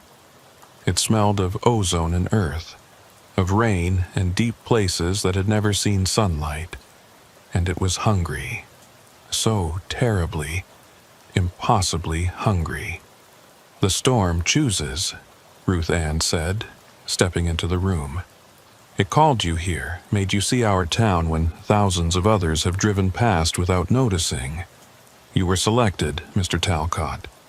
It's an honor, really." Jeremiah grabbed the desk chair, holding it between himself and the advancing crowd. "My truck, the medical supplies, people need them. Your truck will be found on the highway after the storm passes," Sheriff Caffrey said matter-of-factly. "Tragic accident. Driver lost in the tornado. The supplies will get through eventually. A small delay in exchange for hundreds of lives saved from future storms." They were in the room now, spreading out, cutting off any possible escape route. The presence behind them was growing stronger, more solid. Jeremiah could see it now in his peripheral vision, a shape that hurt to look at directly, that seemed to exist in more dimensions than 3. "Every town has its secrets," Ruth Ann continued, her voice almost sympathetic. "Some towns have serial killers. Some have corrupt politicians. We have a hungry storm, and we've learned to live with it, to make it serve us, even as we serve it." The lights flickered back on suddenly, harsh and too bright, and in that moment of disorientation, they rushed him. Dozens of hands grabbing, pulling, lifting. Jeremiah fought back, swinging the chair, connecting with bodies that felt too solid, too cold. But there were too many of them, and that presence, that hungry thing that rode the storm, was wrapping around him like a living shroud. He was carried from the room, down the stairs, out into the storm. The rain hit him like ice, and the wind tried to tear him from their grasp, but they held on with inhuman strength. The procession moved through the streets, and now Jeremiah could see other townspeople joining them, all moving toward the square, all carrying lanterns that burned with a light that wasn't quite fire. The cage in the square was real, just as he'd seen from his window. It was ancient, made of iron that had been twisted into patterns that hurt to follow with his eyes. Inside was a space that seemed larger than the cage itself, a space that opened onto somewhere else, somewhere that storms were born. They forced him through a door in the cage that he hadn't seen until they opened it. The moment he crossed the threshold, the world changed. He was still in the cage, but he was also somewhere else. A vast plain of churning clouds and constant lightning, where the wind had substance and weight, where the rain fell upward as often as down. And there was something else here with him, the hungry thing that the town fed. It wasn't a creature in any sense he could understand. It was more like a living weather pattern, a consciousness made of pressure differentials and electrical charges. It had been sleeping before humans walked the earth, and it would be here long after they were gone. But it had learned to hunger, learned to want, learned to take. The townspeople were chanting now, their voices somehow carrying over the storm. The thing circled Jeremiah, examining him with senses that weren't sight or touch, but something older, more fundamental. He could feel it in his mind, rifling through his memories, his fears, his dreams. Then it spoke, not in words, but in understanding that appeared directly in his consciousness. It showed him the truth of temperance, the bargain struck over a century ago when the town founders realized what lived in the storms that plagued this land. They could have fled, could have abandoned this place, but instead they chose to stay and to serve. Every storm season they provided offerings. Travelers, mostly, people who wouldn't be missed immediately, whose disappearances could be explained by the weather. In exchange, the thing in the storm protected the town, ensured their prosperity, kept the truly devastating tornadoes away from populated areas. It was, in its alien way, a fair trade. One life for hundreds, a few travelers over the decades for the safety of entire communities. The moral calculus was simple, even if the method was monstrous. But Jeremiah Talcott hadn't survived 15 years on the road by accepting his fate quietly. Even as the thing in the storm circled him, probing his mind with its alien consciousness, he was thinking, planning, looking for a way out. The cage might exist in two places at once, the town square in this strange storm dimension, but it was still a physical structure. It had bars, a floor, a door that had opened to let him in. The entity seemed amused by his resistance. Through their mental connection, he could feel its ancient patience, its certainty that he would eventually break. It had fed on hundreds, maybe thousands over the centuries. Each one had fought at first. Each one had eventually surrendered to the inevitable. But Jeremiah noticed something else in that connection. The entity wasn't just reading his mind. He could glimpse fragments of its thoughts, too. And in those fragments, he saw something that gave him hope. The cage wasn't just to keep offerings in. It was to keep the entity contained. The townspeople hadn't tamed this thing. They'd trapped it, made a prison that it could only leave through feeding, and only temporarily. The chanting outside was growing louder, more urgent. Through the bars, Jeremiah could see the townspeople arranged in precise patterns, their lanterns forming geometric shapes that seemed to pulse with purpose. Sheriff Caffrey stood at the cardinal north position, Ruth Ann to the south, Earl to the east, Curtis to the west. They were anchor points, he realized, keeping the cage stable between dimensions.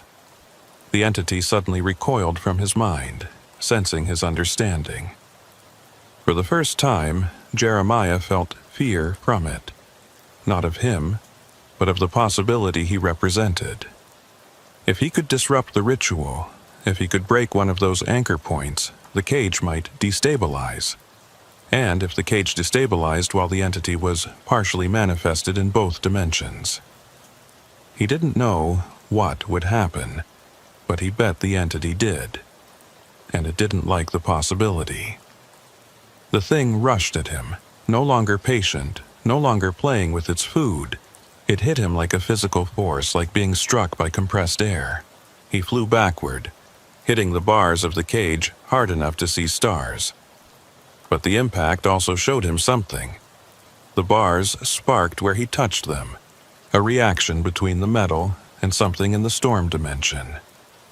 Jeremiah pulled himself up, gripping the bars tightly despite the electrical sensation that ran through his palms.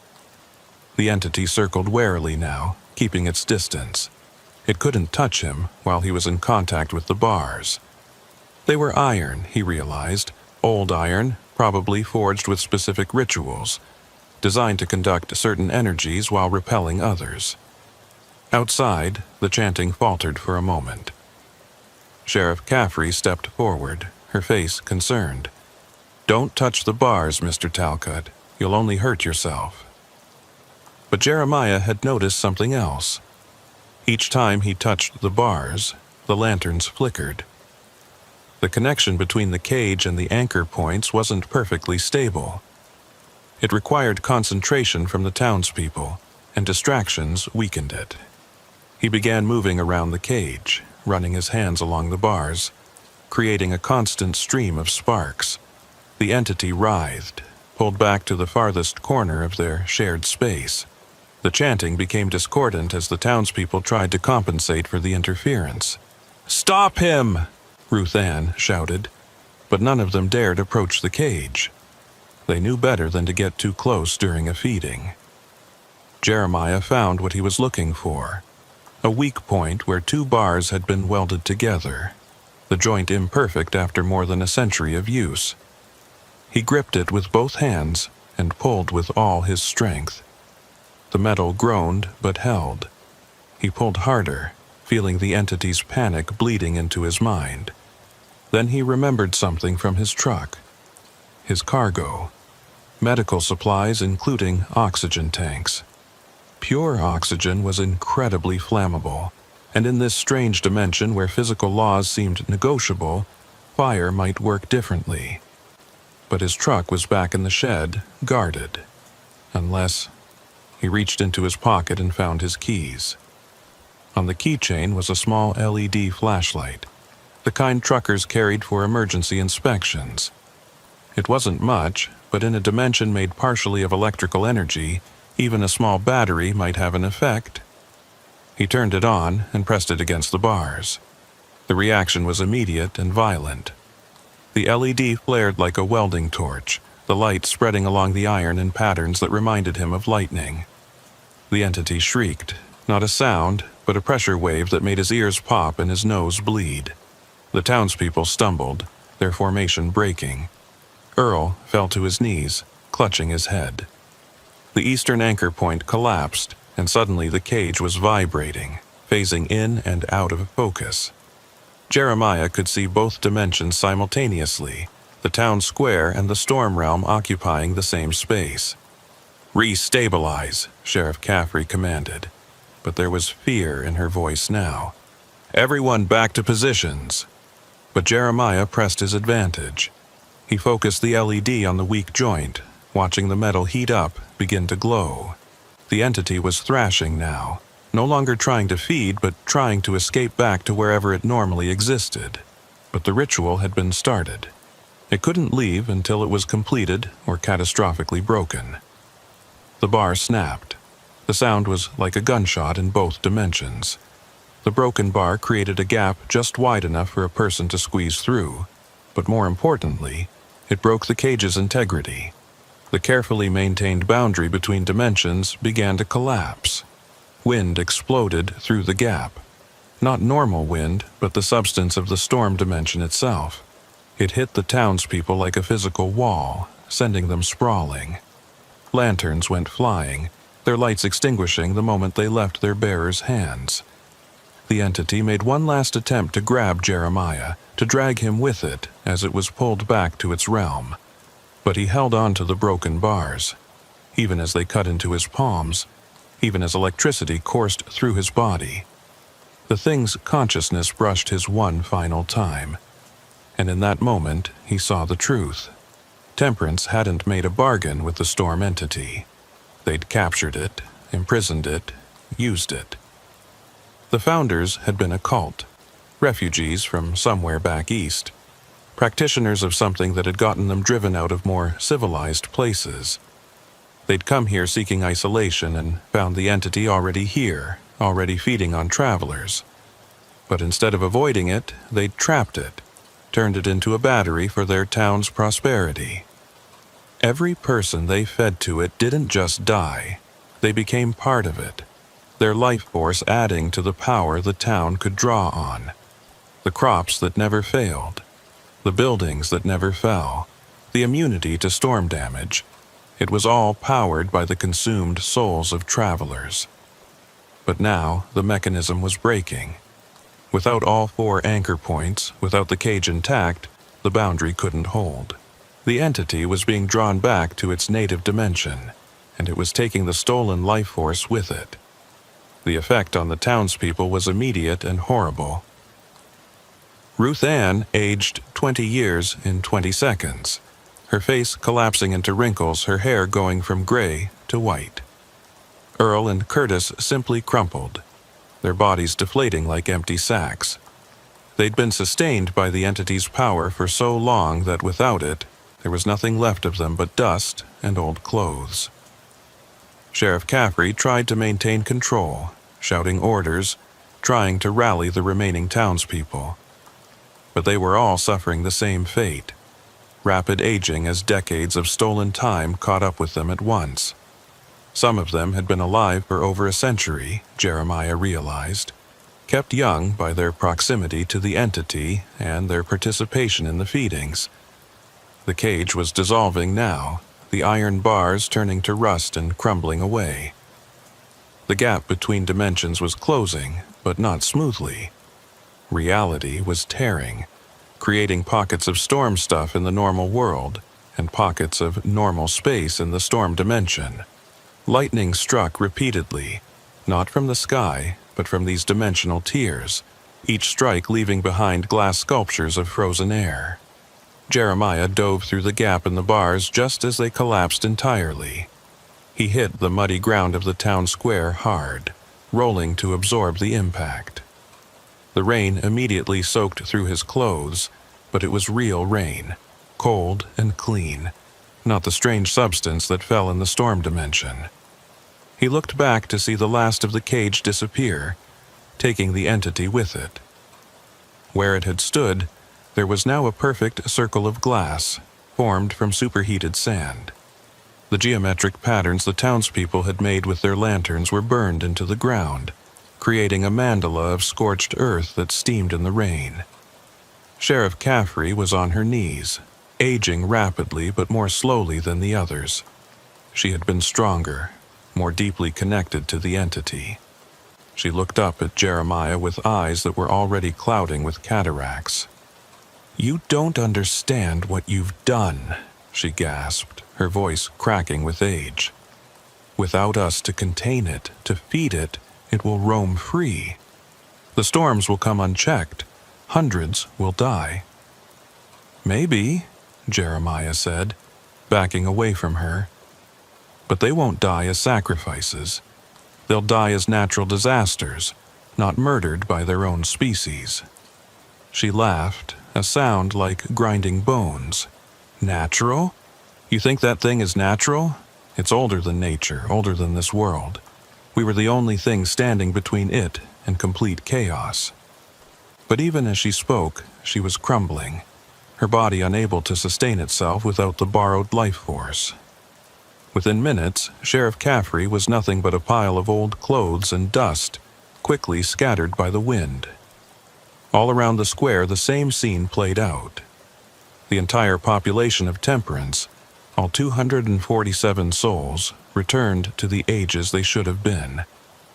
For most, that meant death. For a few, the youngest, it meant sudden aging from 20 to 40 or 50. They ran, screaming, disappearing into the storm.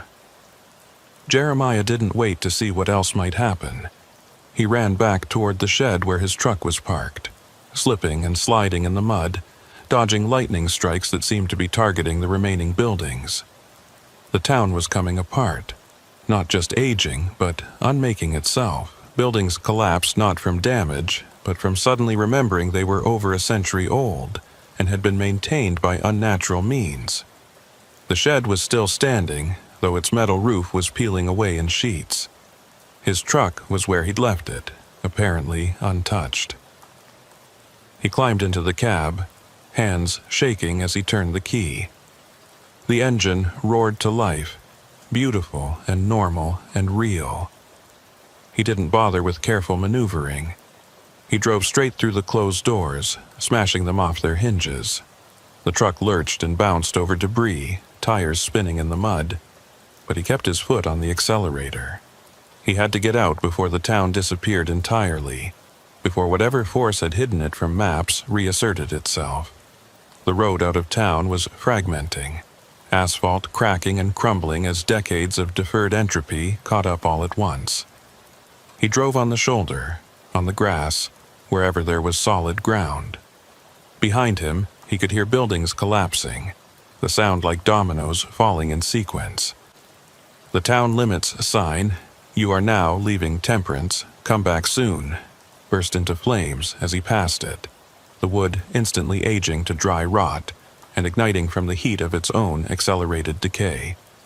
Then he was through, back on Highway 69, and Temperance was gone. Not destroyed, not ruined, but gone. When he looked in his mirrors, there was nothing but empty field where the town had been.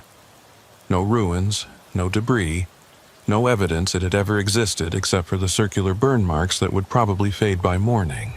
The storm was breaking up too, the unnatural organization dissipating now that its anchor was gone. It was just a normal severe thunderstorm now, dangerous but not malevolent. Jeremiah drove through it, his hands locked on the wheel, checking his mirrors obsessively for any sign of pursuit. 20 miles down the road, he pulled into a real truck stop, one with bright lights and other vehicles and a Denny's that existed on maps. He parked between two other rigs and sat there shaking for 10 minutes before he could bring himself to go inside. The normalcy of the place was almost overwhelming. Truckers drinking coffee, complaining about routes and weather and dispatch, waitresses who looked tired but human, food that smelled like food. He ordered coffee with hands that wouldn't stop trembling and tried to process what had happened. His phone, which had been dead in Temperance, suddenly came alive with messages. Dozens of them from dispatch, from his ex-wife, from the hospital waiting for the medical supplies. According to the timestamps, he'd been missing for 3 days, though he was sure he'd only been in Temperance for a few hours. He called dispatch first, making up a story about being trapped by flooding, about losing cell signal. They were angry but relieved. The supplies were critical, and they'd been about to report the truck stolen. He promised to drive straight through to Kansas City, no more stops. But first he sat in that bright, normal Denny's and opened his laptop. He searched for Temperance, Oklahoma, and found nothing current. But in historical archives he found references. A town founded in 1889 by a group of settlers from Pennsylvania. A town that had mysteriously disappeared during a storm in 1894. All residents vanished. No trace ever found. Except that wasn't quite true. There were reports, scattered over the decades, of people claiming to have driven through a town called Temperance during storms. The reports were dismissed as confusion, hallucination, mistakes. But Jeremiah knew better now. The town had been appearing and disappearing for over a century, manifesting during severe weather to feed its patron entity. He found other things too. Reports of lower-than-expected tornado casualties along that stretch of Highway 69. Statistical anomalies where storms that should have been deadly petered out or changed course at the last moment. Temperance had been telling the truth about one thing. They had been protecting the area in their twisted way. But at what cost? How many travelers had been fed to that thing over the years? How many missing persons reports that were blamed on weather were actually victims of Temperance's hunger? Jeremiah closed his laptop and rubbed his eyes. He had deliveries to make, a job to keep, a life to pretend was normal. But he knew he'd never drive that stretch of highway again without remembering. Never see a storm approaching without wondering what might be riding inside it. He paid his check and went back to his truck. The medical supplies were still secure, still at the proper temperature. The refrigeration unit had run perfectly through everything. A miracle of normal engineering in a night of impossibilities. As he pulled back onto the highway, heading north toward Kansas City, he noticed something in his rearview mirror. Storm clouds were following him, maintaining a precise distance, never quite catching up but never falling behind. And in those clouds, when the lightning flashed just right, he could swear he saw a shape. The entity, free now, following the one who had released it. It didn't seem hostile. If anything, it seemed curious. For over a century, it had been trapped, forced to feed in controlled circumstances. Now it was free to roam, to explore, to perhaps remember what it had been before temperance had caged it. Jeremiah drove faster, but the clouds maintained their distance. They followed him all the way to Kansas City, breaking apart only when he reached the city limits. But sometimes, on dark nights when storms rolled in, he could feel something watching him. Not hunting, just watching. He'd freed it from temperance, and it remembered. Whether that was a good thing or a bad thing, only time would tell. The medical supplies were delivered on time, saving lives as intended. Jeremiah went back to his roots, his normal life, his regular problems. But he started keeping a journal, documenting strange occurrences, impossible towns, things that shouldn't exist but did. Because temperance had taught him something important. The roads were full of secrets, and not all of them were content to stay hidden. Some of them were hungry, some of them were patient, and some of them were waiting for the next storm, the next traveler, the next feeding. He never found out what happened to the survivors of temperance, those few who had been young enough to survive the rapid aging.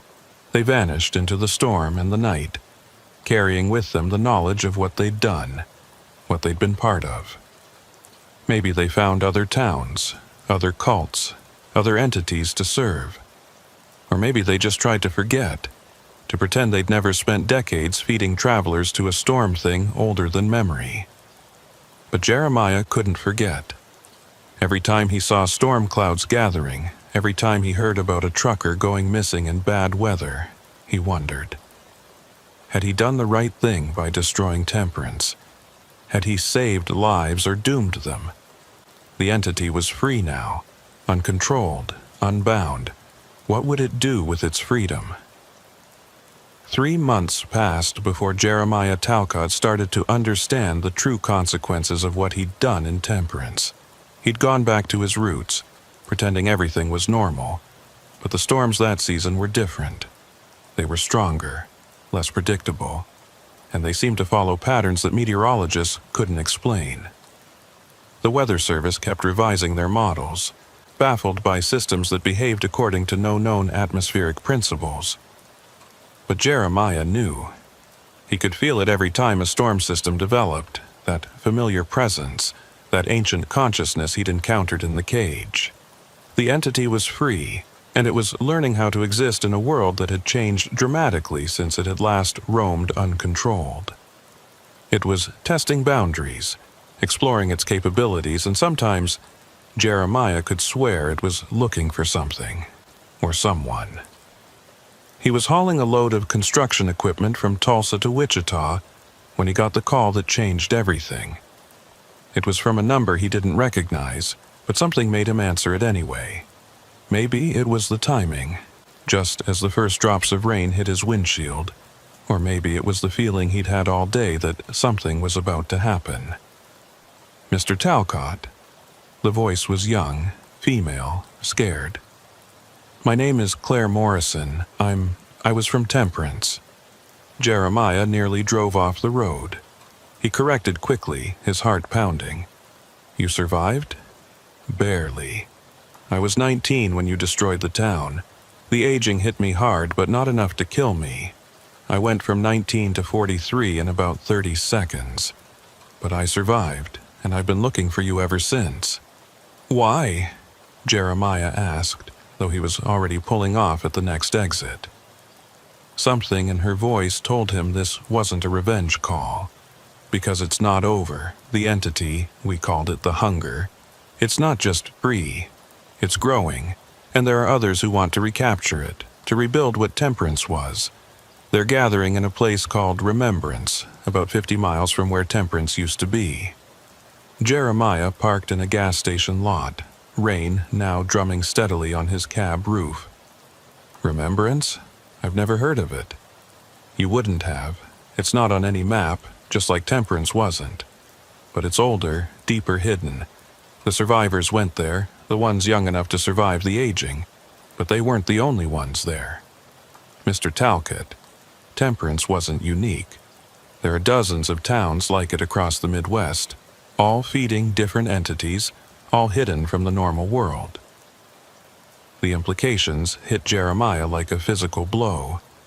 If there were dozens of towns like Temperance, hundreds or thousands of people complicit in feeding travelers to otherworldly entities, then the scope of this horror was beyond anything he'd imagined. "Why are you telling me this?" he asked. "Because they blame you for releasing the hunger. They say you've upset a balance that took centuries to perfect, and they're planning something, a ritual to recapture not just the hunger but all the freed entities. A grand feeding that will require—" She paused, and he could hear her struggling with the words. "They need someone who's been touched by an entity but survived, someone who can act as a conduit between dimensions, someone like you." Jeremiah's scars began to ache, the ones on his palms from gripping the iron bars of the cage. They'd never fully healed, remaining sensitive to weather changes, especially storms. Now they burned like fresh wounds. "Where are you now?" he asked. "Oklahoma City. There's a diner off I-40, the Midnight Sun. I can meet you there in 2 hours." Jeremiah looked at his load, calculated delivery times, weighed responsibilities against threats. The construction equipment could wait. This couldn't. "I'll be there," he said. The drive to Oklahoma City was tense, the storm following him the entire way. Not just following. Hurting, he realized. The rain would lighten when he slowed down, intensify when he tried to speed up. The entity was guiding him, but toward what? Toward Claire and answers, or toward a trap? The Midnight Sun Diner was one of those 24-hour places that catered to truckers and insomniacs, bright and garish against the stormy night. Jeremiah parked and went inside, scanning the booths until he saw her. Claire Morrison looked exactly as she'd described, a 19-year-old aged instantly to 43. Her face had the peculiar quality of youth stretched over older bones, smooth in some places but deeply lined in others, as if the aging had been uneven, imperfect. She was nursing a cup of coffee with hands that shook slightly. When she saw him, her eyes widened with a mixture of relief and fear. "You came," she said, as he slid into the booth across from her. "Tell me everything," Jeremiah said. Claire took a deep breath and began. Temperance was part of a network. Back in the 1800s, there was an organization. They called themselves the Covenant of Storms. They were occultists, people who'd studied the spaces between spaces, the things that existed in parallel to our world. They came west looking for places where the boundary was thin, where entities like the hunger naturally manifested. She pulled out an old journal, its leather binding cracked with age. "This belonged to my great-great-grandmother. She was one of the original founders of Temperance. According to this, they didn't come to trap just one entity. They came to trap 7. 7? Claire nodded. 7 entities, 7 towns, forming a pattern across Oklahoma, Kansas, and Nebraska. Each town bound to its entity, each entity contained and controlled through regular feedings. Together, they formed a kind of network that stabilized weather patterns across the Great Plains. Without them, the storms would be worse," Jeremiah finished, remembering what Sheriff Caffrey had said. Not just worse. Catastrophic. The entities don't create storms, but they're drawn to them, feed on them, amplify them. Controlled, they could be directed, used to minimize damage. Uncontrolled. She gestured to the window where the rain was now falling horizontally, driven by winds that shouldn't exist in this area. So I didn't save anyone, Jeremiah said bitterly. I just traded controlled evil for chaotic evil. Maybe. Or maybe you gave us a chance to find a better way. Claire leaned forward. The Covenant's method was monstrous, but their understanding of these entities was real. There might be other ways to contain them, ways that don't involve human sacrifice. And remembrance? The gathering you mentioned? Claire's expression darkened. The surviving members of the Covenant are regrouping. They've lost temperance, but the other 6 towns are still active, still feeding their entities. They want to perform something called the Grand Convergence, a ritual that would merge all 7 entities into one super entity that they could control absolutely. That sounds insane. It is. The journal mentions that it was attempted once before, in 1923. The result was the tri-state tornado, the deadliest in U.S. history, and that was with only 3 entities. With 7, she shook her head. It would be apocalyptic. Jeremiah was about to respond when the lights in the diner flickered. Not a power surge, something else. The other patrons didn't seem to notice, continuing their conversations and meals, but Claire went rigid with fear. They found us, she whispered. Through the window, Jeremiah could see figures approaching through the rain. They moved wrong, too smoothly, as if the wind and water didn't affect them. As they got closer, he recognized the gait, the purposeful, synchronized movement. These were Covenant members, people sustained by entity energy just as the citizens of Temperance had been. "Back door," Jeremiah said, grabbing Claire's arm. They rushed through the kitchen, ignoring the protests of the cook, and burst out into the alley behind the diner. The rain hit them like a wall, but Jeremiah pulled Claire toward his truck. They'd almost reached it when figures emerged from behind the vehicle. More Covenant members moving to surround them. "Jeremiah Talcott," one of them said, his voice carrying despite the storm. He was tall, gaunt, wearing clothes that belonged to another era. "You've caused us considerable trouble." "Get in line," Jeremiah said, pushing Claire behind him. The man smiled, an expression devoid of warmth. "I am Matthias Blackwood, speaker for the Covenant of Storms. You destroyed one of our anchors, released one of our charges. The balance we've maintained for over a century is breaking because of your ignorance." "Your balance was built on murder," Jeremiah said. "Our balance saved thousands of lives," Matthias countered. "Every person fed to the entities prevented dozens of storm deaths. We are gardeners, Mr. Talcott, pruning a few branches to save the tree." "Pretty speech," Claire said from behind Jeremiah. "But you're not gardeners. You're parasites, feeding off the same entities you claim to control." Matthias's expression hardened. "And you, Claire Morrison, are a traitor to your heritage. Your family has served the Covenant for 5 generations. Your rebellion dishonors them all." "My family were murderers," Claire said. "I choose to break that chain." The Covenant members were closing in, tightening their circle. Jeremiah counted at least 8 of them, all moving with that unnatural synchronization.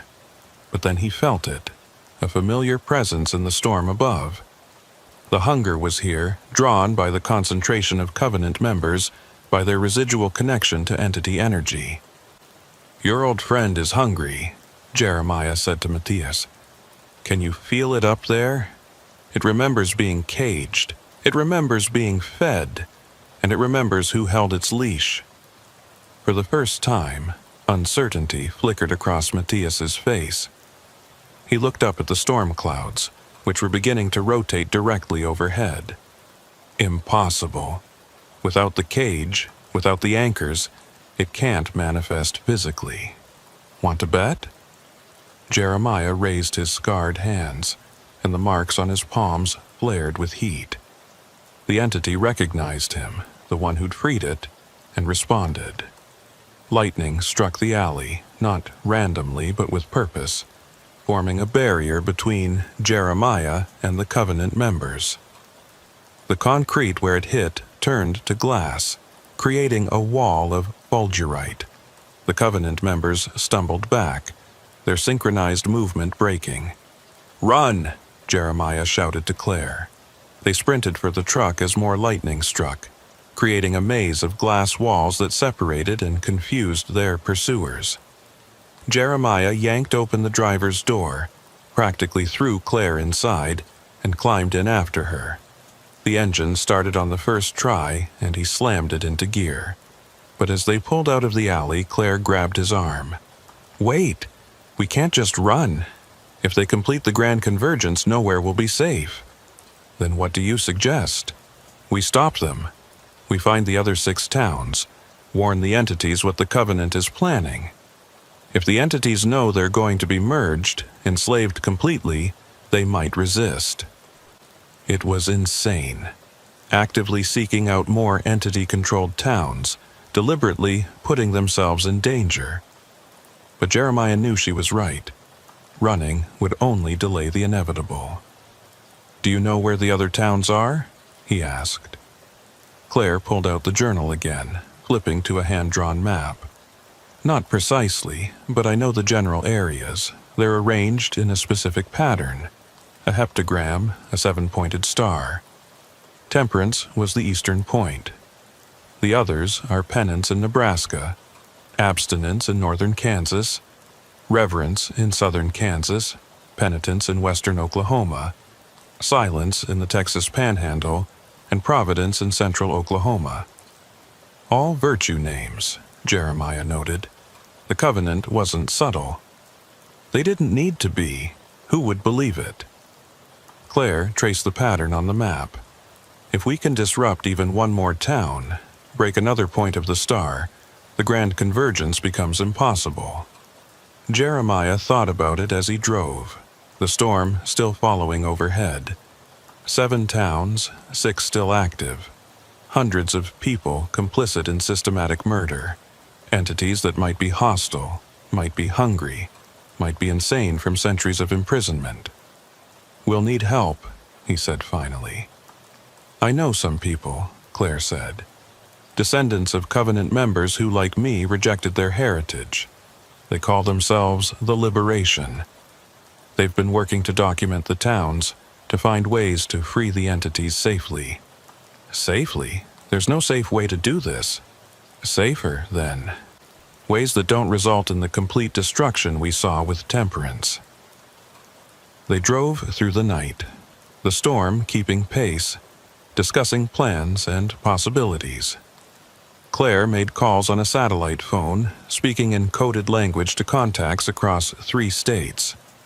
By dawn, they had a meeting place, an abandoned rest stop on Route 166, halfway between Penitence and Reverence. The rest stop had been closed for years, its buildings graffitied and partially collapsed. But when they arrived, there were already 4 vehicles there. 2 pickups, an SUV, and surprisingly, another 18-wheeler. The people who emerged were an eclectic mix. An elderly Native American man who introduced himself as Joseph Crow Feather, saying his people had fought the Covenant for generations. A young couple, historians from the University of Kansas who'd stumbled onto the truth while researching disappearances. A former sheriff from Nebraska who'd lost his son to penance 20 years ago. And the other trucker, a woman named Diane Holbrook, who'd had her own encounter with one of the towns. "So," Joseph said once they'd gathered in the ruins of the rest stop's main building, "Claire tells us you're the one who broke Temperance." "I am," Jeremiah confirmed. Joseph studied him with eyes that seemed to see more than just the physical. "The spirits are restless because of what you did. but sometimes restlessness is necessary for change. The question is, Diane said, how do we stop the Covenant without unleashing 6 more uncontrolled entities? Claire spread the journal on a broken picnic table. According to my great-great-grandmother's writings, the entities aren't naturally hostile to humans. They're curious about us, drawn to our emotional energy, especially the intense emotions generated by storms. Fear, awe, desperation. The Covenant trapped them and forced them to feed on death, but that wasn't their original nature. You're saying we could communicate with them? The historian, who'd introduced himself as Marcus Fielding, asked. Jeremiah did, Claire pointed out. When he was in the cage with the hunger, there was a mental connection. Brief, but real. All eyes turned to Jeremiah.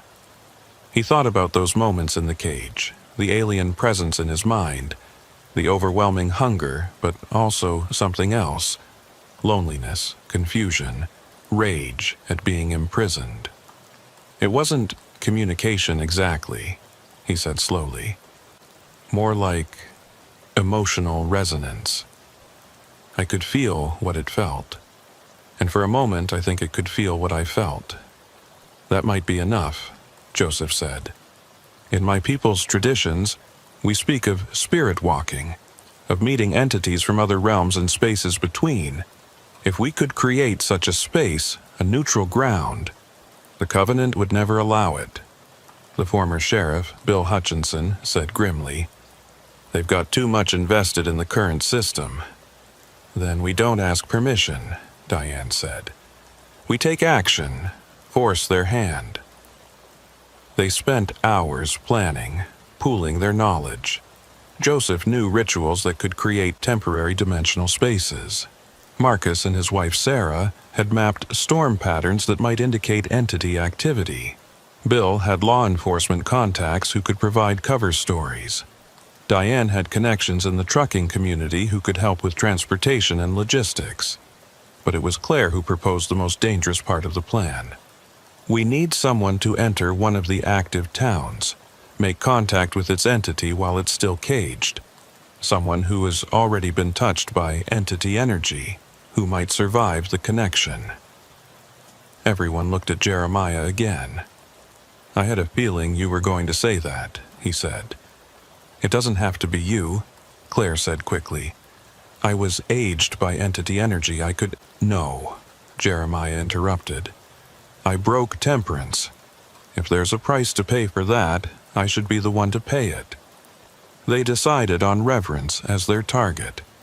It was the closest, and according to Sarah's research, it had the lowest population of the remaining towns, only 89 people. It was also the newest, established in 1931 after some kind of schism in the Covenant. Newer means potentially weaker bindings, Joseph explained. The rituals might not be as deeply rooted. They would approach during the next major storm system, which meteorologists were predicting for 3 days hence.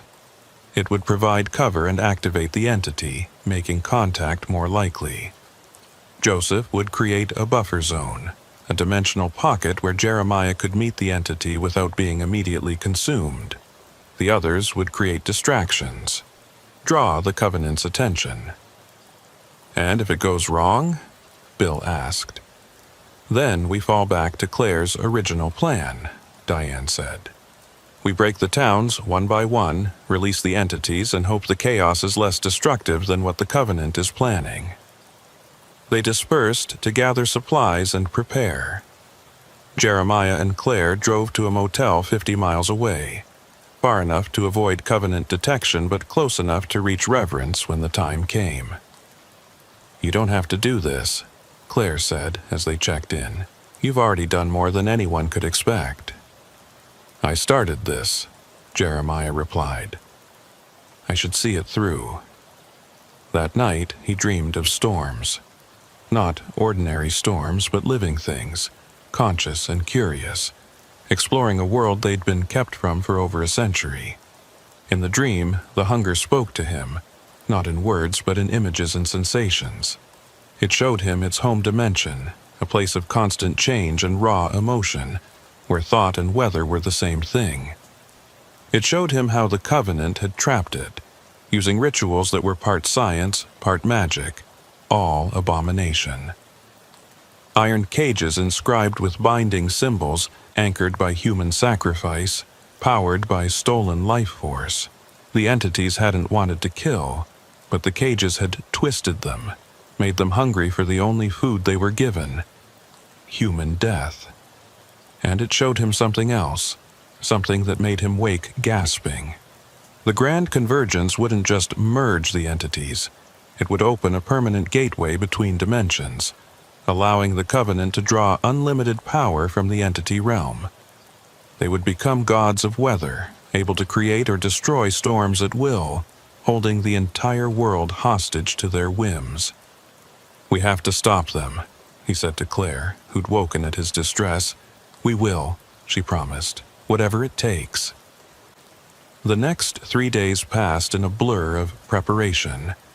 Joseph taught Jeremiah meditation techniques to protect his mind during entity contact.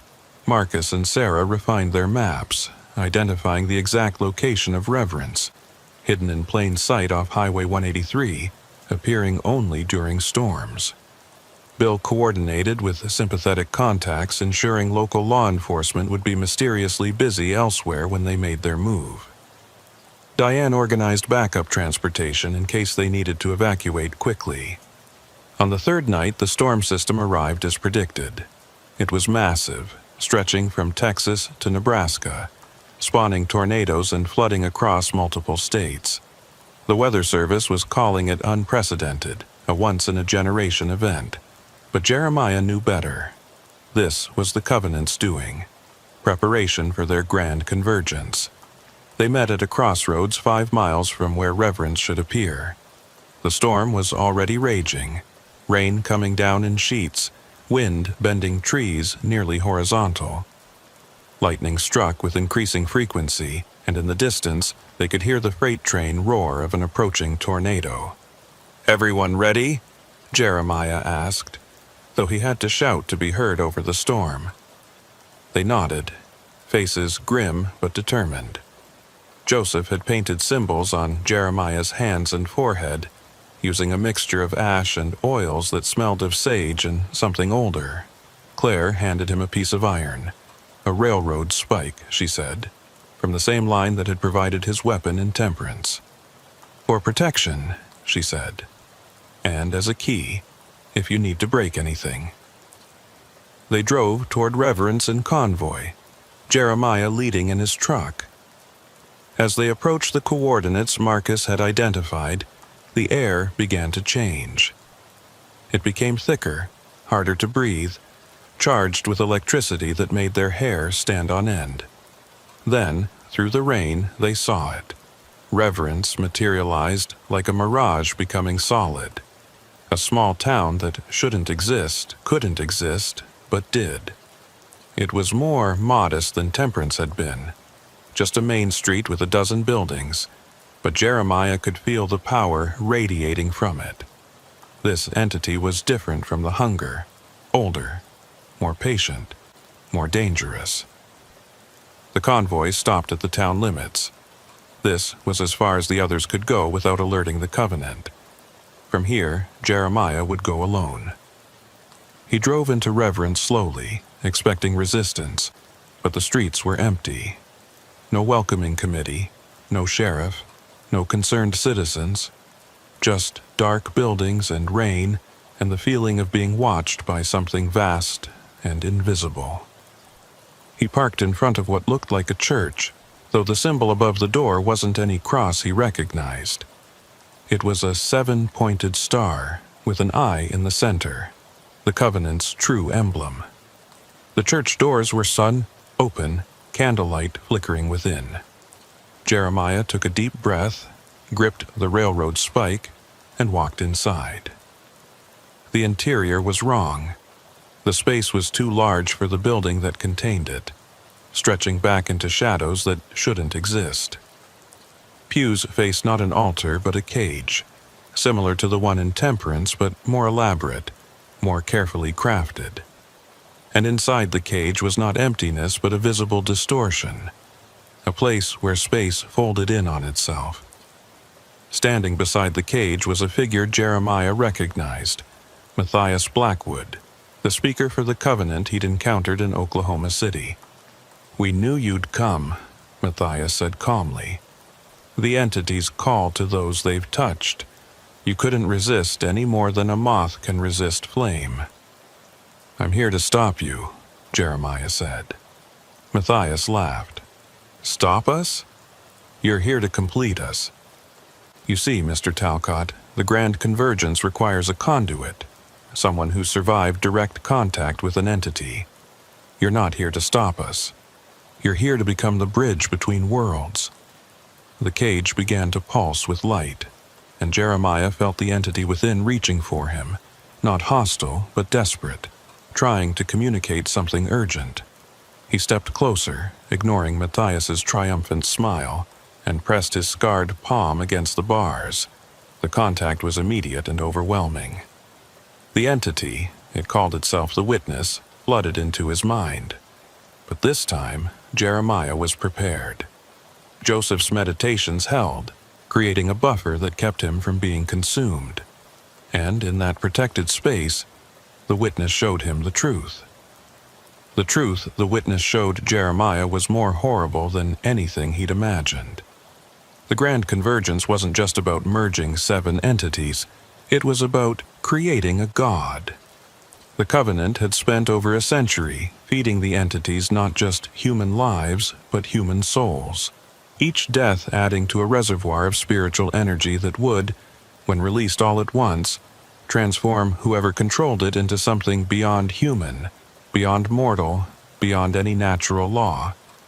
And Matthias Blackwood intended to be that god.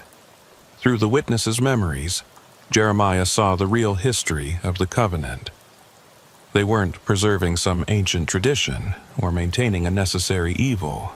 They were a cult of would-be deities who had discovered that entity energy could be accumulated, stored, and eventually absorbed by a human host. But it required massive amounts of death, centuries of feeding, and a perfect ritual performed at the exact moment when all 7 entities were aligned. That moment was tonight. "You're beginning to understand," Matthias said, watching Jeremiah's face. "The beauty of it is that you don't have a choice. The entity has already marked you.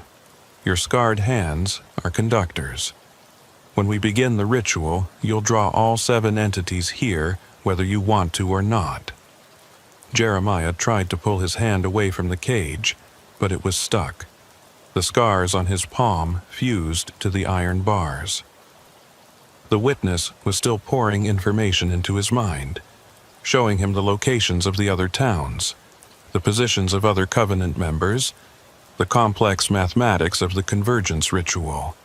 It was trying to help him, he realized, trying to give him the knowledge he'd need to stop this, but it was also showing him something else. The other entities were already being moved. The Covenant had teams at each town, preparing to transport the cages here to Reverence. Within hours, all 7 entities would be in one place for the first time since their capture. "Why tell me this?" Jeremiah asked Matthias, still struggling to free his hand. "Why reveal your plan?" "Because I want you to understand the magnitude of what you're part of," Matthias replied. "You destroyed temperance out of misguided morality, thinking you were saving lives. But you were just playing your part in a larger design. The hunger had to be freed first, you see. It's the youngest and strongest of the 7. Free, it would draw the others, make them restless, make them easier to control when reunited." Jeremiah felt sick. He'd been manipulated from the beginning. His destruction of temperance hadn't been a victory. It had been part of Matthias's plan. "You're lying," he said. But even as he said it, he could feel through the Witness that it was true. The hunger's freedom had indeed affected the other entities, made them more active, more desperate to escape. The beautiful irony, Matthias continued, moving closer to the cage, is that your friends outside think they're here to stop us. But they're actually going to help complete the ritual. Each of them has been touched by entity energy in some way. Claire through her aging, Joseph through his spirit walking, the others through their proximity to the towns. They're all conductors, just like you. When the convergence begins, they'll amplify the effect. The church doors burst open, and Claire rushed in, followed by Joseph and Bill. They'd clearly fought their way past some resistance. Claire had a bloody lip, and Bill was limping. "Jeremiah!" Claire shouted. "It's a trap. The whole town is surrounded by Covenant members. They were waiting for us." "I know," Jeremiah said, still unable to free his hand from the cage. Matthias just explained everything. Joseph stepped forward, his eyes fixed on the cage and the entity within. "A witness," he said softly. "I've heard stories of such beings. They observe, record, remember. They're living libraries of everything they've seen. And soon," Matthias said, "all that knowledge will be mine." More Covenant members entered the church, dozens of them filling the pews. They began to chant in a language that predated any modern tongue, their voices harmonizing in ways that human throats shouldn't be able to produce. The air grew thick, and outside, the storm intensified. Through the windows, Jeremiah could see vehicles arriving, trucks and vans, each carrying a cage. The other entities were being brought here just as Matthias had said. The Hunger arrived first, its cage carried by a team of Covenant members who moved with mechanical precision. Even trapped, Jeremiah could feel its rage, its recognition of him.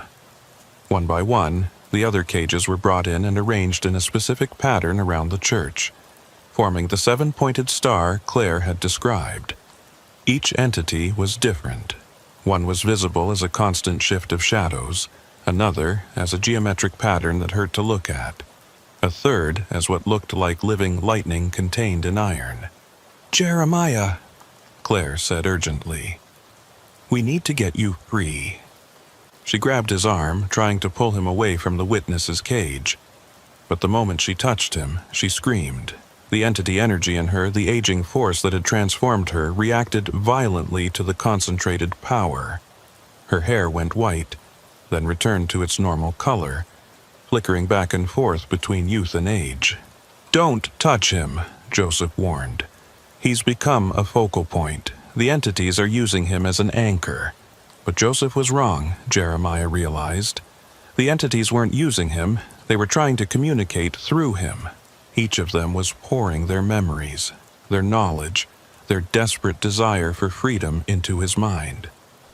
The overload was excruciating, but buried in the chaos was something useful: the structure of the ritual itself.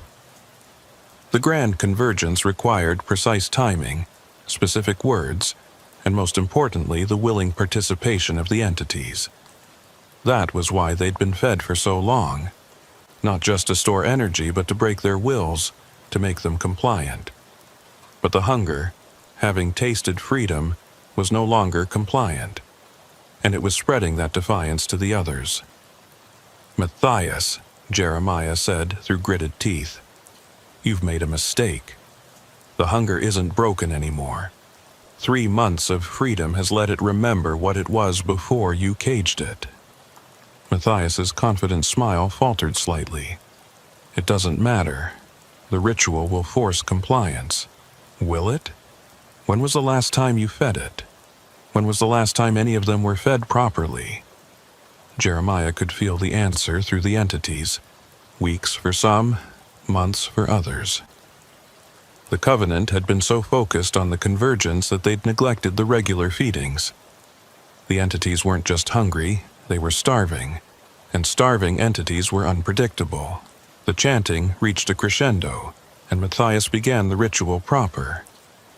He spoke words that seemed to tear at reality itself, each syllable causing the air to ripple.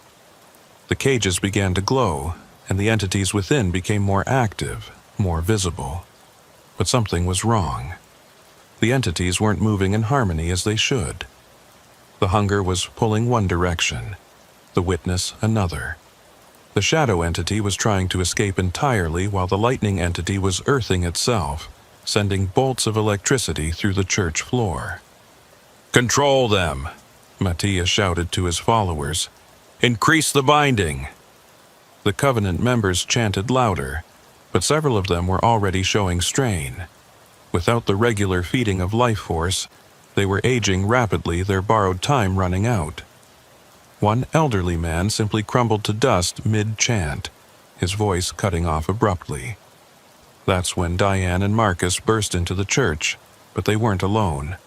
Behind them came a stream of people, truckers, Diane's contacts from the road.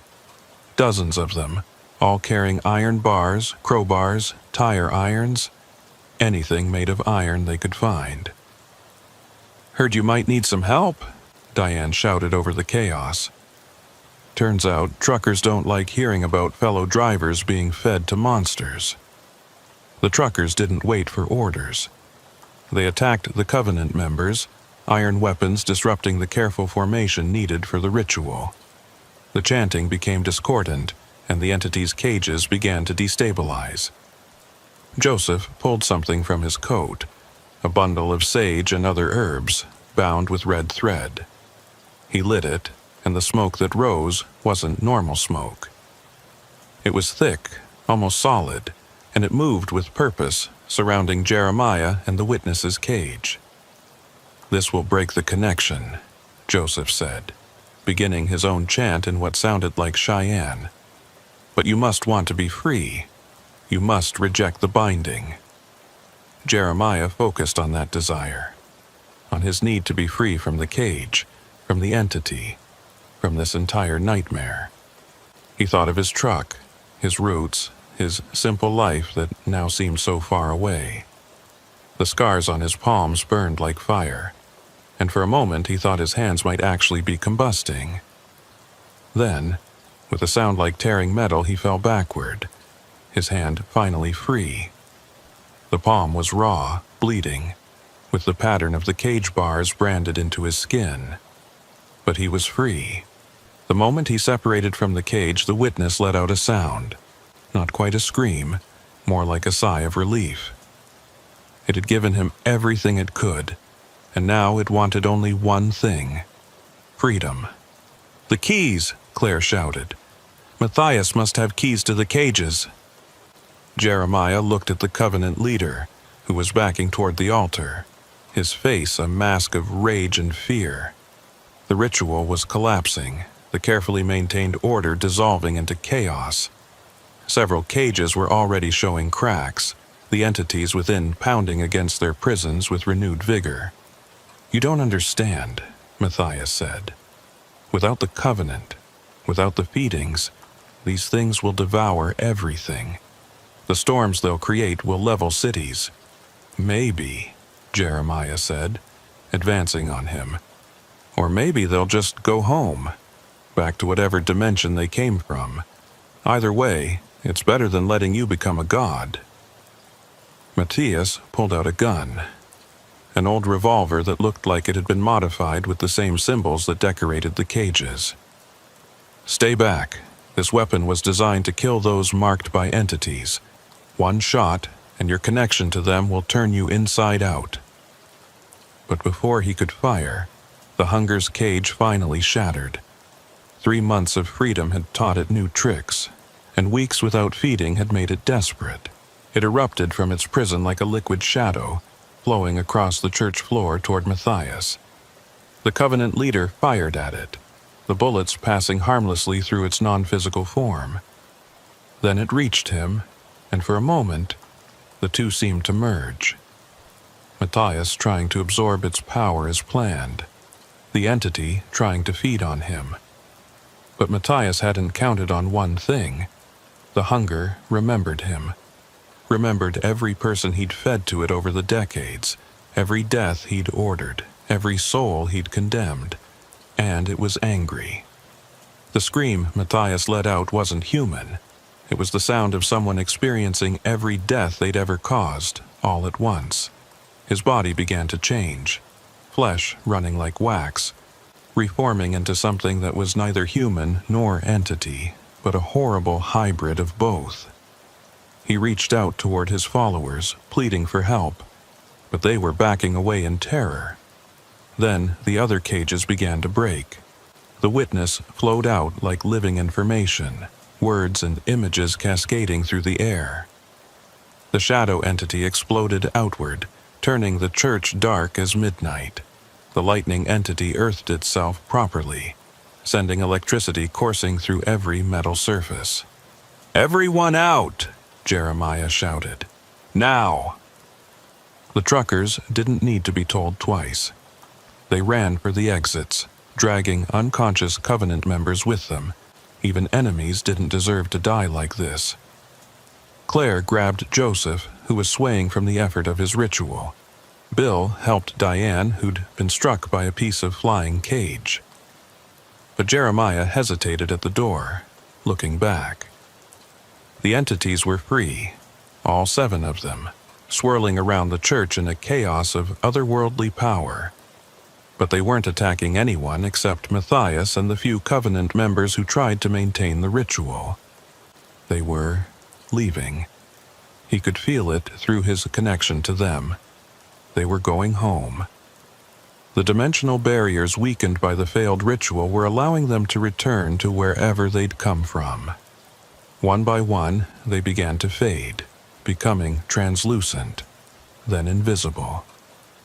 All except the hunger. It remained, still feeding on Matthias, who had become something indescribable. A constantly shifting mass of flesh and shadow and regret. But as Jeremiah watched, the hunger turned toward him, and for a moment their minds touched again. "Thank you," it conveyed. Not in words, but in pure emotion. Free. Then it too began to fade, taking what remained of Matthias with it. The Covenant leader's final scream echoed between dimensions before cutting off abruptly. Where he had stood, there was only a dark stain on the church floor, shaped like a 7-pointed star. The church began to collapse. Without entity energy sustaining it, the impossible architecture couldn't hold. Jeremiah ran, diving through the door just as the roof caved in. He landed hard on the wet ground, rain immediately soaking through his clothes. Around him, reverence was disappearing. Buildings aged decades in seconds, wood rotting, metal rusting, glass shattering. The Covenant members who'd survived were aging too, those who'd lived beyond their natural spans crumbling to dust, others simply becoming their true ages. Within minutes, there was nothing left of reverence but ruins and the 7 empty cages, their iron bars twisted and broken but still emanating a faint sense of wrongness. The storm was breaking up too. Without the entities to sustain it, it was reverting to a normal weather pattern. The rain lessened to a drizzle, then stopped entirely. Stars began to appear through gaps in the clouds. "Is it over?" Claire asked, helping Jeremiah to his feet. "This is," he said, looking at the devastation around them. "But there are still 5 towns out there. 5 more entities. 5 more groups of Covenant members." "Actually," Marcus said, consulting his phone, "I'm getting reports from our contacts. All 6 remaining towns are experiencing similar collapses. It seems the failed ritual created a resonance. When the entities here broke free, it triggered a chain reaction." Joseph nodded slowly. The 7-pointed star was meant to bind them together. When it broke, they all felt it. "They're all going home." Diane laughed, a sound of relief and exhaustion. "So we won? It's actually over?" "The Covenant of Storms is finished," Joseph said. "But the storms themselves will continue. Without the entities to control them, weather patterns will be chaotic for years, maybe decades. Better chaotic than controlled by would-be gods," Bill said grimly. They stood there in the ruins of reverence, a motley group of truckers, historians, mystics, and survivors, watching the last traces of the town blow away in the wind. The other truckers were already heading back to their rigs, ready to return to their roots, their normal lives. Most of them would probably convince themselves this had all been a hallucination, a shared delusion brought on by the storm. But Jeremiah knew better. His scarred hands would never let him forget. Neither would Claire, whose aging had finally stabilized. She looked about 30 now, split difference between her true age and what the entity energy had done to her. "What will you do now?" she asked him as they walked back to his truck. "Keep driving," he said. "Keep watching. The Covenant might be gone, but they weren't the only ones who knew about entities. There might be others, other groups with different methods, different goals." "The Liberation will keep monitoring," Claire said. "We'll build a proper network, share information, make sure nothing like this happens again. And if it does," she smiled grimly, "then we'll stop it. We know it can be done now. The entities can be fought. The cults can be defeated. It won't be easy, but it's possible." Jeremiah climbed into his truck, the familiar seat and controls a comfort after the chaos. The refrigeration unit was still running, his cargo of construction equipment still secure. To anyone checking the logs, he'd simply been delayed by weather. Just another trucker waiting out a storm. But as he pulled onto the highway, heading north toward his original destination, he could feel the difference in the air. The entities were gone, but their absence left a void. Nature was rushing to fill it, and the result would be unpredictable. More storms, certainly. Stronger ones, probably. But natural storms, following natural patterns, without the hungry consciousness behind them. His phone rang. Dispatch, furious about the delay, demanding explanations. He gave them the weather excuse, promised to make up time, all the while thinking about what he'd learned. The highway system wasn't just roads connecting cities.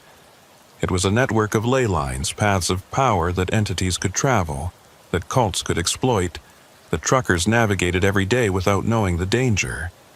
He'd stumbled into this world by accident, but now he was part of it. 3 weeks later, he got a package at his apartment in Wichita. No return address, but he recognized Claire's handwriting. Inside was a new GPS unit, modified with the Liberation software. It showed not just roads and exits, but danger zones, historical incident sites, and current threat levels. A note was attached. For the road ahead, stay safe, stay alert, and remember you're not alone out there. The Liberation is watching too. See. He installed it in his truck the next day. His first run with it was enlightening. So many marked locations. So many places where reality had worn thin.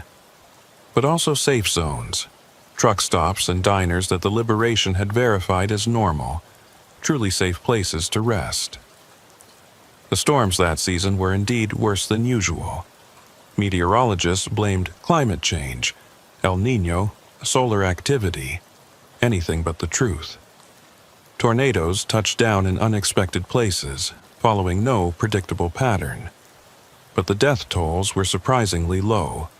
Without the entities directing them toward populated areas, the storms spent their fury on empty fields and abandoned places.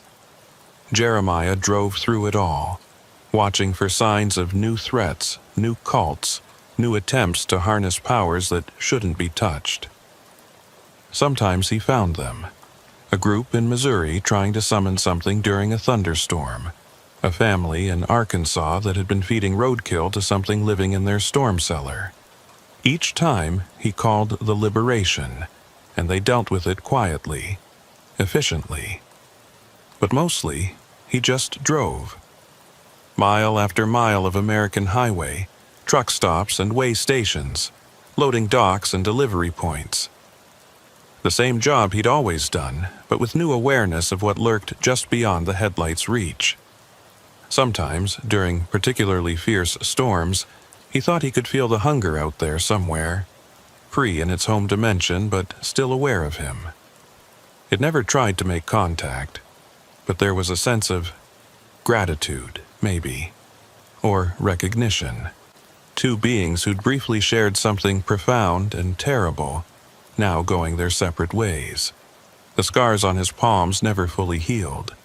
They would ache before storms, burn when entity energy was near, tingle when something unnatural was happening.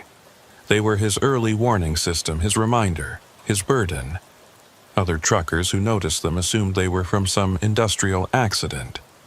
He let them believe that. It was easier than the truth. A year after the fall of reverence, he met Claire at a truck stop in Missouri.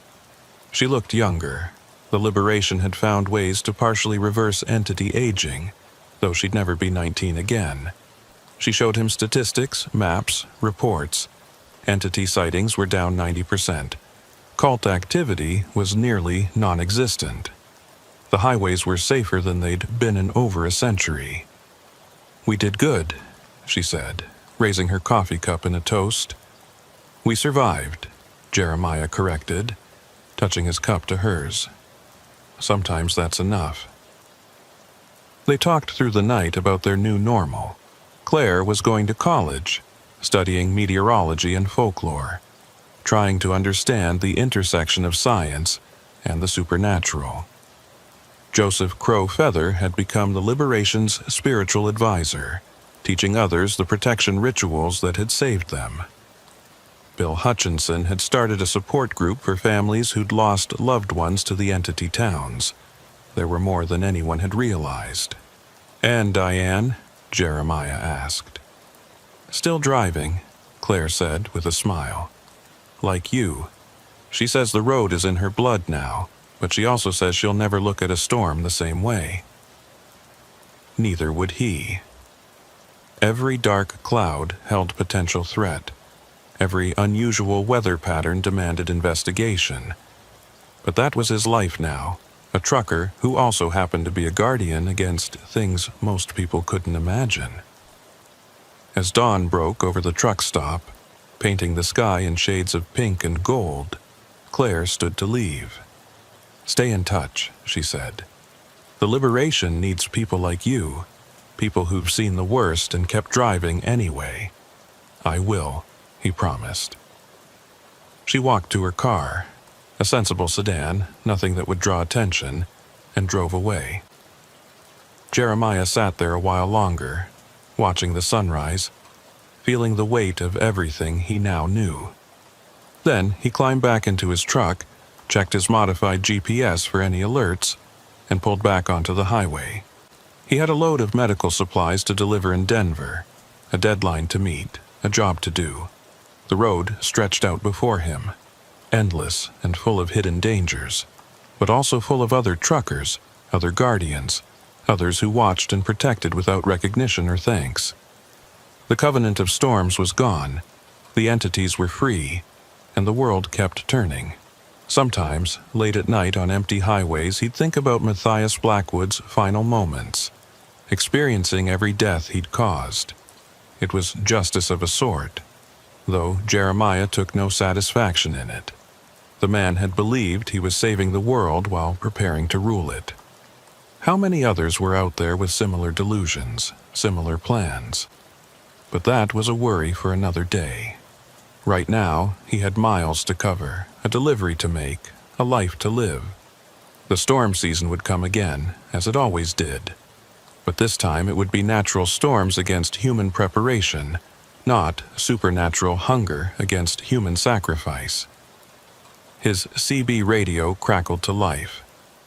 Another trucker warning about a speed trap ahead. Jeremiah smiled and picked up the handset to thank them. This was his world, his community, his purpose. He was a trucker who'd stumbled into cosmic horror and survived, who'd freed entities older than civilization and lived to tell about it, who'd helped destroy a century-old cult and prevented an apocalypse. But mostly, he was just a trucker, driving through the American heartland, watching for storms and keeping the supply chain moving. It wasn't heroic, usually wasn't even interesting, but it was honest work, and after everything he'd seen, honest work felt like a blessing. The highway hummed beneath his wheels, the engine rumbled its familiar song, and Jeremiah Talcott drove on through the morning light, scarred hands steady on the wheel, eyes always watching the horizon for the next storm. Because storms always came. That was the nature of the world. The only question was whether humanity would face them as natural disasters or as something worse. Thanks to him, to Claire, to all the others who'd stood against the covenant, that question had been answered. For now. The modified GPS beeped softly, a low-level alert about unusual weather patterns in Nebraska. Not emergency level, just something to monitor. Jeremiah noted it mentally, already planning to route that way after his Denver delivery. Just to check. Just to be sure.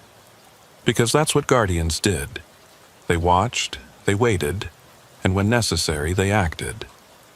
Not for glory or recognition, but because someone had to. And sometimes that someone was just a trucker with scarred hands and too much knowledge about what really moved through the storms. The road went on, and so did he.